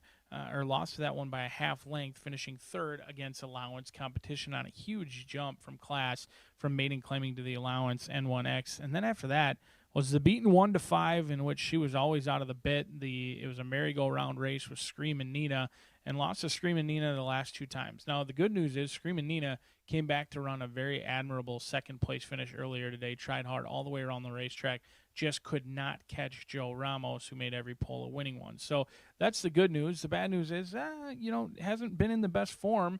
If you go back to those races in April and May, this horse certainly makes sense. The last 2 times, not all that great. But this is on the turf. This is a whole new game. This 3-year-old filly's making her surface change and her surface debut on the turf. The Tomlinson, I'm not sure how they arrive at those, but it's 213. It's very light. That's why you're going to get a guaranteed price. The mare, she was all turf. The mare cruising in the bridle, she ran at Saratoga, Belmont, Keeneland, Churchill. She did all the big tracks on the turf course. And Chaz Recchi, he's done very well with Annie Express, who has banked over $100,000, claimed for 5 in the dirt, moved to the turf, and has now banked $100,000, and he's winning at Chaz is winning at 23% on the turf. We'll see if Timeless Justice can wake up a new animal in here on the turf for the first time. 14-1, a long shot, which would spark a pick 5 carryover as well. But your deserved favorite is Sweet Janelise. Marcelino Pedroza Jr. going to team up with Tony Granitz, who both owns and trains this lightly raced 3-year-old filly by Harry's Holiday, who's 1 for 5 with a 3rd-place finish as well. Now, tried the turf last time out, June 3rd. It was her first time around 2 turns on the turf. She did sprint last year against Open Company for this state bred, and she handled the distance well. She beat half the field home. She showed speed, didn't show much finish. She was clear early on. She was never able to really get a breather. She was kind of always pressed all the way around, and she faded. She had every excuse to fade. It'll be her 2nd time around 2 turns. I think she handled the distance well. She's got tactical speed. She does not need the lead. She won on debut coming from off the pace. She is certainly willing to pass some runners. Marcelino Pedroza Jr. is at a hot hand on our turf course, 5-2, currently co-favored with the 4 at this point. But another long shot you might want to take a look at is the 5, Ace of Cats. Now, if experience were to lead to success, Ace of Cats would have this field over a barrel. Is 1 for 14, a 4-year-old filly who Tony also owns and trains. 2nd start off the layoff. Amir Mendoza going to be aboard. Pedroza opts to ride the favorite. This is the long shot in here, and this horse has some races. I know it's a little bit misleading and it's a little bit muddied up, but has certainly passed some runners, has run some decent races, much better than it looks on our turf course, in which they've been finishing up well. I thought chased admirably Enchanting Melody when we went 7.5 furlongs on the turf not all that long ago last season, and then ran a much better than it looked where they tired the final 16th behind Flowered. So Ace of Cats certainly have to deep dive a little bit, but you have to deep dive any 20-1 that comes home a winner. And if you didn't deep dive on You Wish and Orlando Boca Chica, you may have missed that long shot like I did as well. Ace of Cats in with a big shot, but if you're still alive in any of those horizontals, certainly wish you the best of luck closing it out. These daily doubles, pick 3s, pick 4s, and pick 5s, all looking to pay big bucks, and they especially do when you got some of the lowest takeout in the country. We'll see how it plays out as the state-bred competition heads back out to the turf course just 5 minutes away from the 8th at Horseshoe Indianapolis.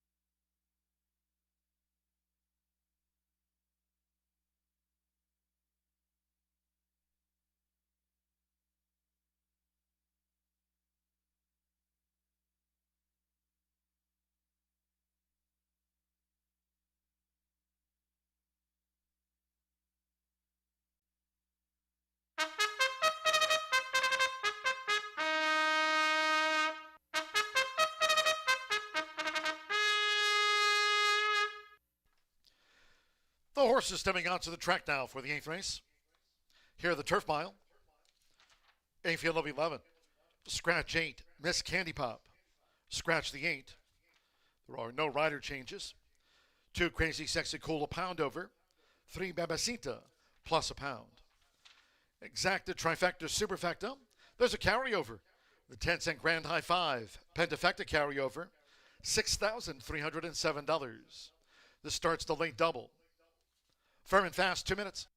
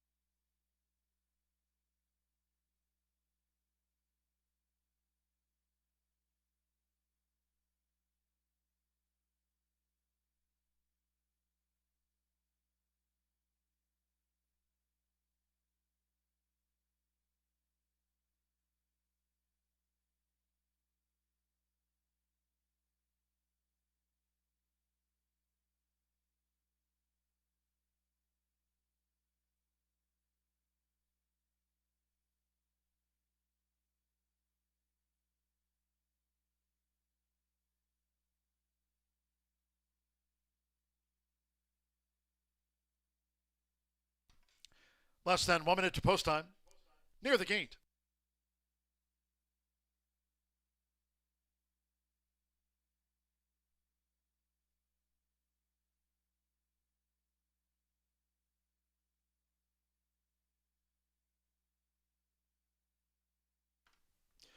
The horses have reached the starting gate. It is now post time. Loading for the turf mile. Evan Roma with Timeless Justice first in. Micah Meeks with Tamarack Square joins. Hannah Leahy with Crazy Sexy Cool. Joe Ramos here with Gonna Getcha Getcha, one of the Tiana Richardville 2. Botox Katie won earlier on the card. For Thirsty Inkers, now Andres Aloha with Bebecita. Marcelino Pedrosa Jr., Sweet Jana Elise. Sando Sanjor, Negra Noche takes her spot. Amir Mendoza, Ace of Cats like Sweet Jana Elise, both for Tawny Granites. Samuel Ramirez, I Forgot It loaded. Ace of Cats, Hero of the Mile. Now Mitchell Morrill with Goody Two Socks, drew 6. Of course, Firm and one more. Joseph Beamer, Pretty on the Prairie. 2 for Jay Holden over the mile. And they're off. Babacita, all way well. Toward the inside, Timeless Justice. Negra Noche joins as they make their way toward the first turn. And Goody Two Socks, another that's prominent here in the early stages. Sweet Jana Elise going for an early push. They make their way into the first turn, and it's Bebecita joined by Negra Noche with 6 furlongs to run. Toward the inside, as they round the first turn, is a crazy Sexy Cool, who's joined on the outside by Sweet Jana Elise, and Ace of Cats is right there running in 5th. And only 4 lengths off this leader, Babacita, as they go up the back. Mitchell Morrill and Goody Two Socks follows. Midfield there with a blue cap, joined on the outside by Gonna Getcha Getcha. Timeless Justice holds the rail. Then toward the inside, Tamarack Square with her bid. Inside a half mile to go, I Forgot It, and Purdy on the Prairie trails the turf mile as they make their way into the far turn. Quarter 23.43, 48.82 for the second part. They now go to the far side of the Caesars course with Andres Aloha. It's Bebecita who leads by 3/4 length to Negra Noche. Sweet Jana Elise toward the inside is Crazy Sexy Cool, and Gonna Getcha Getcha is ranging up now on the far outside for Joe Ramos as they make their way past the quarter pole. They straighten away after 3/4 in 113.92. Bebecita driven for home with between horses Sweet Jana Elise, and here's Gonna Getcha Getcha, who's up to take a short lead, and down the center of the course, it's Pretty on the Prairie. They come past the 16th. It's Gonna Getcha Getcha from Pretty on the Prairie, the 1-2. Sweet Jana Elise was third, then Bebecita with Ace of Cats and Goody Two Socks.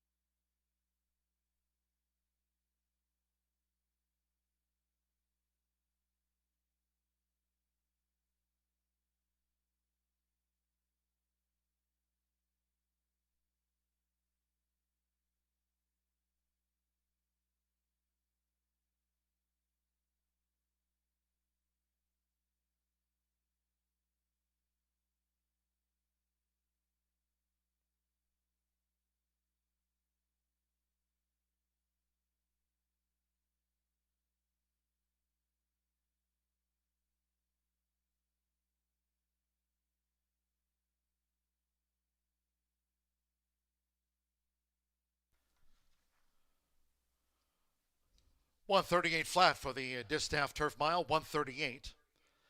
9, 12, 10, stand by for the 4th and 5th. 9, Gonna Getcha Getcha, 7-2 first. 12, Pretty on the Prairie, 15-1 second. 10, Sweet Jana Elise, 9-2 third. 4th and 5th up to the judges. Joe Ramos here. for Tiana Richardville. A couple of wins on Tuesday's matinee for Thirsty Acres of Tiana Richardville. Botox Katie earlier in the day. 7-2. Gonna getcha.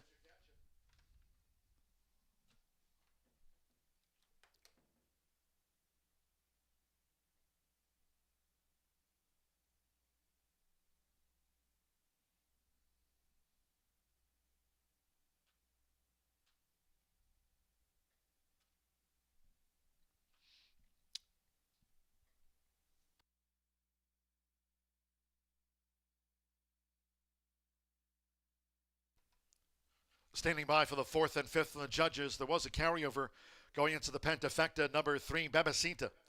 9-1 was fourth, and the 5, Ace of Cats, getting into the frame for the Pentafecta at 8-1. So it's 9-12, 10-3-5 after the turf mile. Returning to the Murphy Trailer Sales Winner Circle, the 9, Gonna Getcha here with Joe Ramos. Gonna Getcha. 4-year-old Gray Roan filly by Isotherm. Out of the Jacqueline's Groom Mare, Sugar Coma. A couple of wins on the card for Tiana Richardville's Thirsty Acres Racing LLC. Horseshoe Indianapolis congratulates the connections of Gonna Getcha.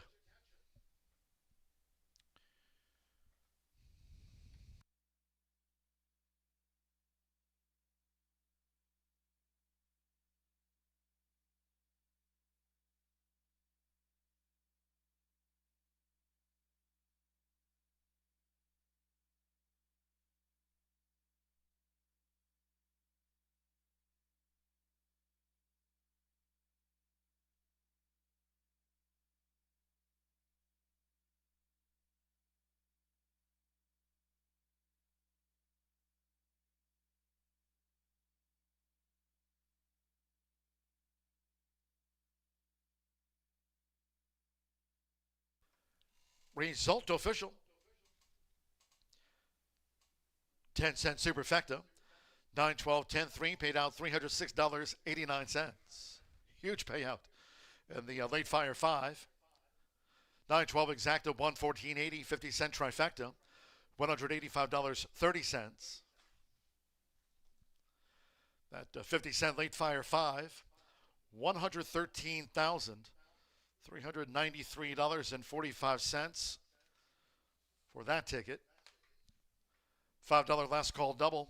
That paid well. 5-9, $8,189. The $1 Itoba late pick 4, $9,200. Pick 3, $966.50.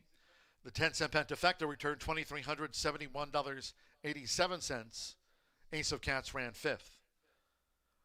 Results after the turf mile, 138 flat. 16 minutes away from the quarter horse maiden, over 300 yards. Fast track tailwind, scratch the also eligibles, 11 Catcher Legacy and 12 HH Chasing CJ. Overweights, 1 GV Black Panther, 2 pounds over. 2 S Predestinado, a pound over. 5 Jestabomb Diggity, 5 over. 8 HF Just Add a Lime, add 2 pounds to the line. Exacta, trifecta, superfecta, quarter horse pentafecta. Revised post time now. Fast track, 6:25.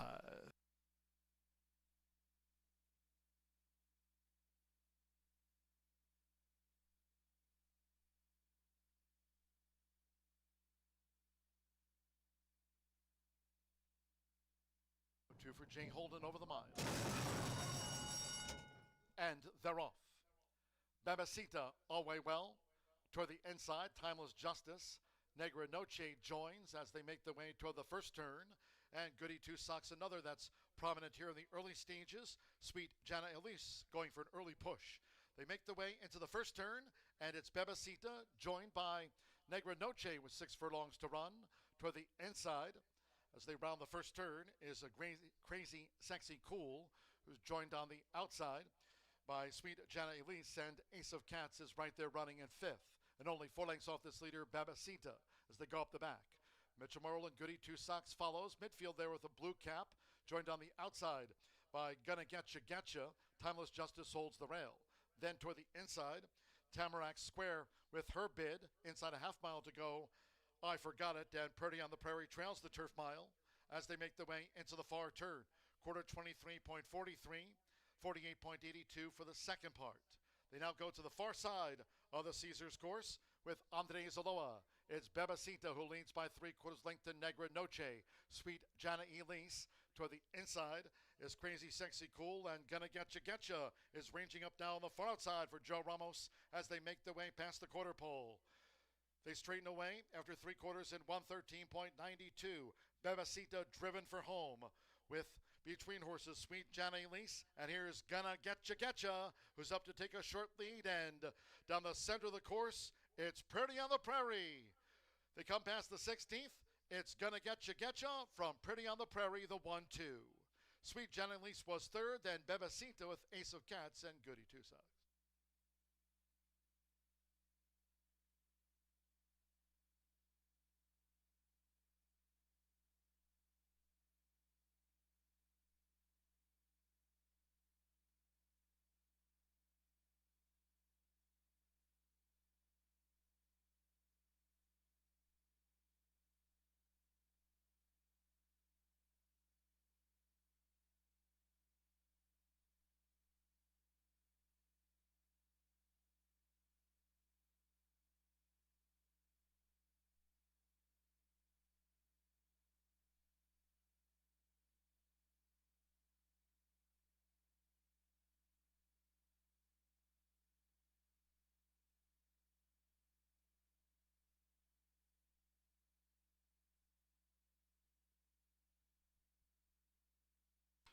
Please note now in the 9th race, number 2, Esprit Destinado, add 2 pounds to the program weight. That's one more. Number 2, Esprit Destinado, now 2 over the program weight.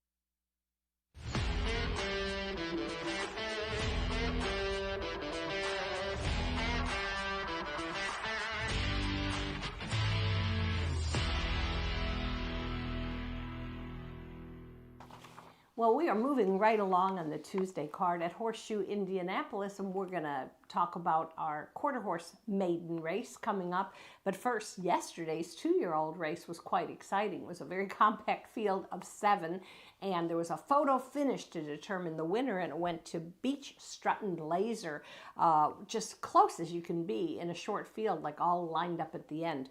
But that was a nice score for trainer Ron Raper and his rider, Christian Penaloza, doing very, very well. Again, a son of Escondido Beach, so nice job yesterday. All right, today we've got 3, 4, and 5-year-old maidens competing for a purse of $18,000. We scratched the 2 also eligibles, but have a nice field competing 300 yards. All right, I'm going to go with my top pick, and that's number 10, Miss KTB 23. This is a filly by Freight Train B, owned and bred by Keith Bodie, and trained by Claudio Barazza. This will be the 6th start for this filly. She ran second by a neck on May 21st. That was at 350 yards, and she was leading and just got nipped at the wire. Today we're going 300 yards. That may not be the biggest angle possible, but I think it's a legitimate one. Claudio's going to give a leg up to rider Edgar Diaz, 53% in the money. So that's a strong contender, in my opinion, to break the maiden. All right, we'll go next to number 6, and that's F.A. Lilies of Winds, who I think merits a long look for trainer Cesar Escueda. This is a 3-year-old filly by EOS Apolitical Win, qualified for the 30,000 maiden stake that occurred on May 30th. I'm telling you, that race stays in my mind. It was really, really tough. A lot of good trials, and then the horses that went into it, you know, very competitive group. Now, Lily finished 7th in that race, so you might look at it and say, but a class drop to straight maiden level, I think bodes well for her. All right, let's talk about number 1, and that's GV Black Panther, a 4-year-old gelding by Encore, owned, bred, and trained by Jesse Vasquez. This is a horse that's been pretty consistent, 4 on-the-board finishes in 8 starts. Close runner-up finish on April 2nd under Giovanni Vasquez Gomez. And the following race wasn't so great, but I just think if you look back a race or two, you're going to see some real form for this gelding. And then I'm going to round out my picks with number 9, Flying Ivory, one of 2 entrants trained by top quarter horse conditioner. Well, he trains thoroughbreds pretty well too. Tim Eggleston, Sherry Miller bred. This horse, the sire is Ivory James, and then the dam is Beach Diva. Beach Diva is sired by Escondido Beach, one of the top stallions in Indiana. Obviously, just incredible tenure for him. And the dam, Beach Diva, I looked her up, she earned $153,000 in her racing career. So I think Flying Ivory, even though hasn't really impacted in the start so far, I love the breeding and the connections, and I think she got a chance to really do a little bit better in our finale under top rider Eduardo Diaz. So that's my choice for the 4 horses. It'll go 10, 6, 1, 9. Of course, because we have a nice full field, got to talk about our quarter horse pentafecta. Remember, that's a 10-cent wager, all about the quarter horses. And you have to find when you find a long shot to include on your ticket, you're going to have a nice score. It's been very profitable for everybody this season. So I'm going to go with number 2, S. Predestinado, 12-1 in the morning line. This is a son of Mo Zumo, who is going to race for Sacramento Chavez. Had a troubled trip in his Harley Green trial, Derby trial, so obviously, again, could fit back at this level. All right, that's it for me. We do have a big week ahead. We've got 4 trials on Thursday for the Jaguar Rocket Futurity, and then don't miss our all-quarter horse day this coming Saturday, 10:45 a.m. start. 13 races, and they're all trials for both the Gordon Mobley and Heartland Futurity. All right, that's it. Have a great evening, and we'll see you back tomorrow.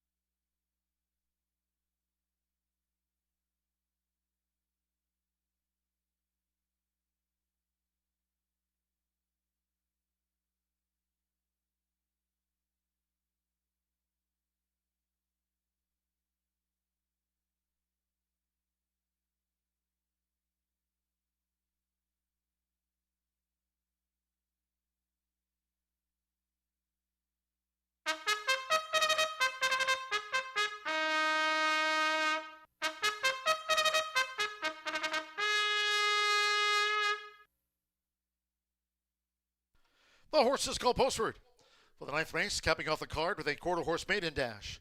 Over the 300 yards, a field of 10. Scratch the also eligibles. 11 Catcher Legacy and 12 HH chasing CJ. Scratch the AEs 11 and the number 12. These reported overweights: 1 GV Black Panther plus 2 pounds, 2 S Predestinado 2 over, the 5 Just a Bomb Diggity and 5 pounds to the program weight listed, 8 HF Just Add a Lime 2 pounds over. Scratch the AEs 11 and 12. Fast Track and really no win to speak of. Exacta Trifecta Superfecta and the 10-cent quarter horse Pentafecta. At the off.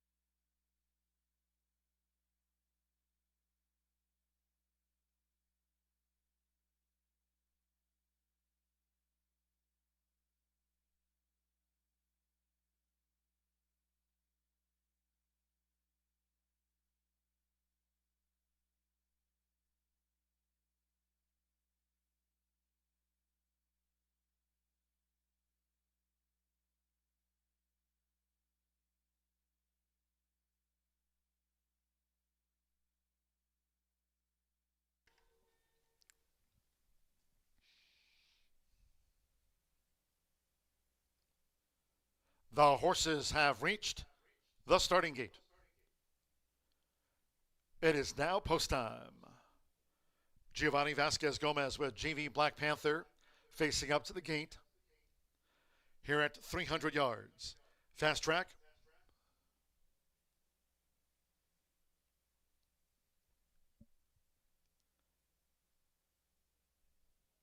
F.A. Lilies of Winds uses a flipping halter.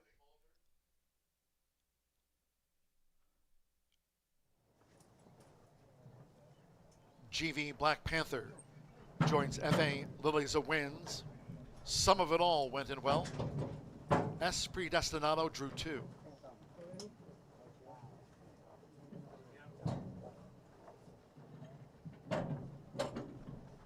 Leading up Lil Cool Kate.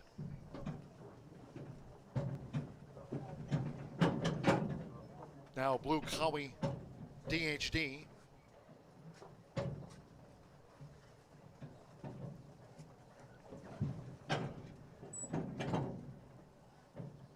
Jess DeMont Diggity. Danny Martinez. HF Just Add a Lime. Like Blue Cowie DHD, both for Tony Cunningham here in the maiden over 300 yards. Now Rolanda Pena with Jess DeBomb Diggity. Eduardo Luna Diaz. Flying Ivory, one of the Tim Eggleston 2. 300 yards, fast track, so stand by. One more. Edgar Diaz with Miss KTB 23. Wednesday, World Jockey Challenge. A couple of premier races, 2 on Wednesday from 210. Miss KTB 23. They're in the gate.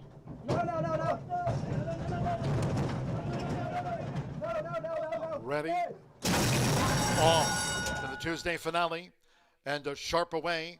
Little Cool Kate chasing. Flashy on the outside. Here comes this run by Blue Collie DHD along with Flying Ivory, Miss KTB 23 toward the inside. Esprit Destinado, a mad dash.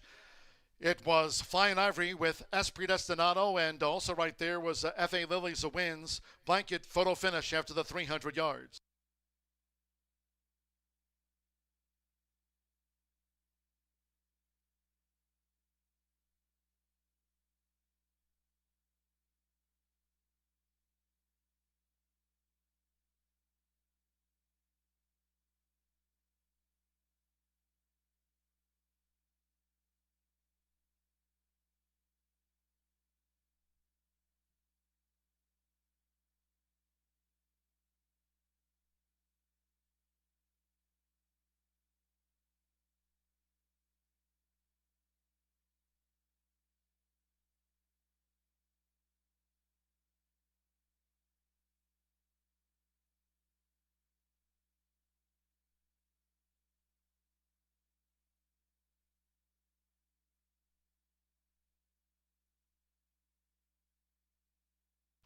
Photo finish to cap off the card. We're standing by for the judge's verdict.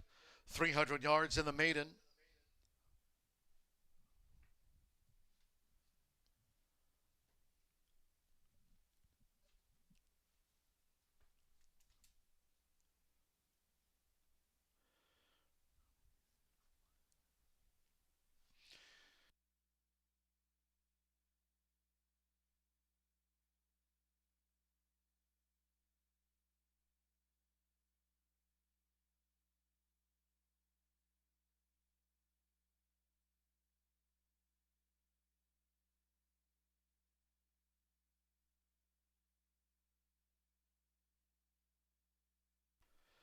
Nine Flying Ivory gets it at 20-1.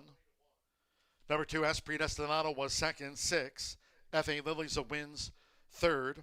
3, Lil Cool Kate was fourth, and GV Black Panther fifth. It's 9-2, 6-3-1. Flying Ivory, Eduardo Luna Diaz. Among the quarter 4 leaders, Saturday all quarter horse card from 10:45 a.m. Here for Tim Eggleston and Jean Cox. She's off the mark in her 4th run. Flying Ivory at 20-1 takes out the maiden.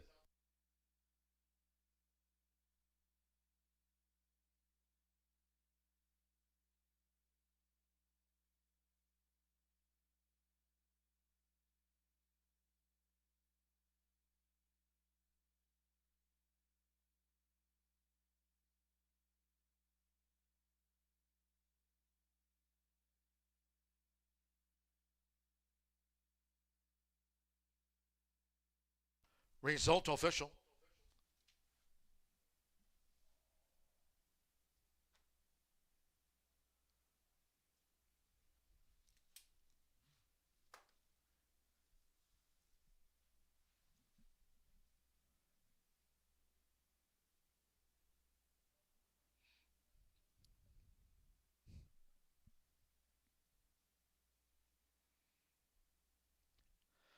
Returning to the Murphy Trailer Sales winner circle number 9, Flying Ivory with Eduardo Luna Diaz. 3-year-old bay filly by Ivory James at a Beach Diva by Escondido Beach. Tim Eggleston trains for Jean Cox. Horseshoe Indianapolis congratulates the winning connections of Flying Ivory. Up at the finish. Up and out to the maiden ranks. 15.729 fast track. 9-9 double P, $364.80. 10-cent superfecta, $2,506.74. 9-2 exacta, $959.40. Trifecta, $1,310.20. F.A. Lilies of Wins was third. Pick 3, capped off by Flying Ivory, $8,514. And the Pentafecta will carry over to the Wednesday card, $4,942. for Wednesday's quarter horse dash. 15.729. That concludes our live racing program for today. We thank all that joined us here on track, and cheers to all who tuned in. Live racing resumes on Wednesday. It's the World Jockey Challenge featuring the checkered flag handicap and the Nobody Listens, 2 premier races for tomorrow. There'll be that quarter horse Pentafecta carryover, $4,942. That'll be on the finale tomorrow. Race 9 over the 350. 636 finale will feature that quarter horse Pentafecta carryover. Until next time, for all of us here at Horseshoe Indianapolis, it's been my pleasure from the broadcast booth today. Congratulations to Nate Brannon picking up the $100 top prize in today's Jockey's Agent Contest. Well done, Nate. Back tomorrow from 2:10. Good night.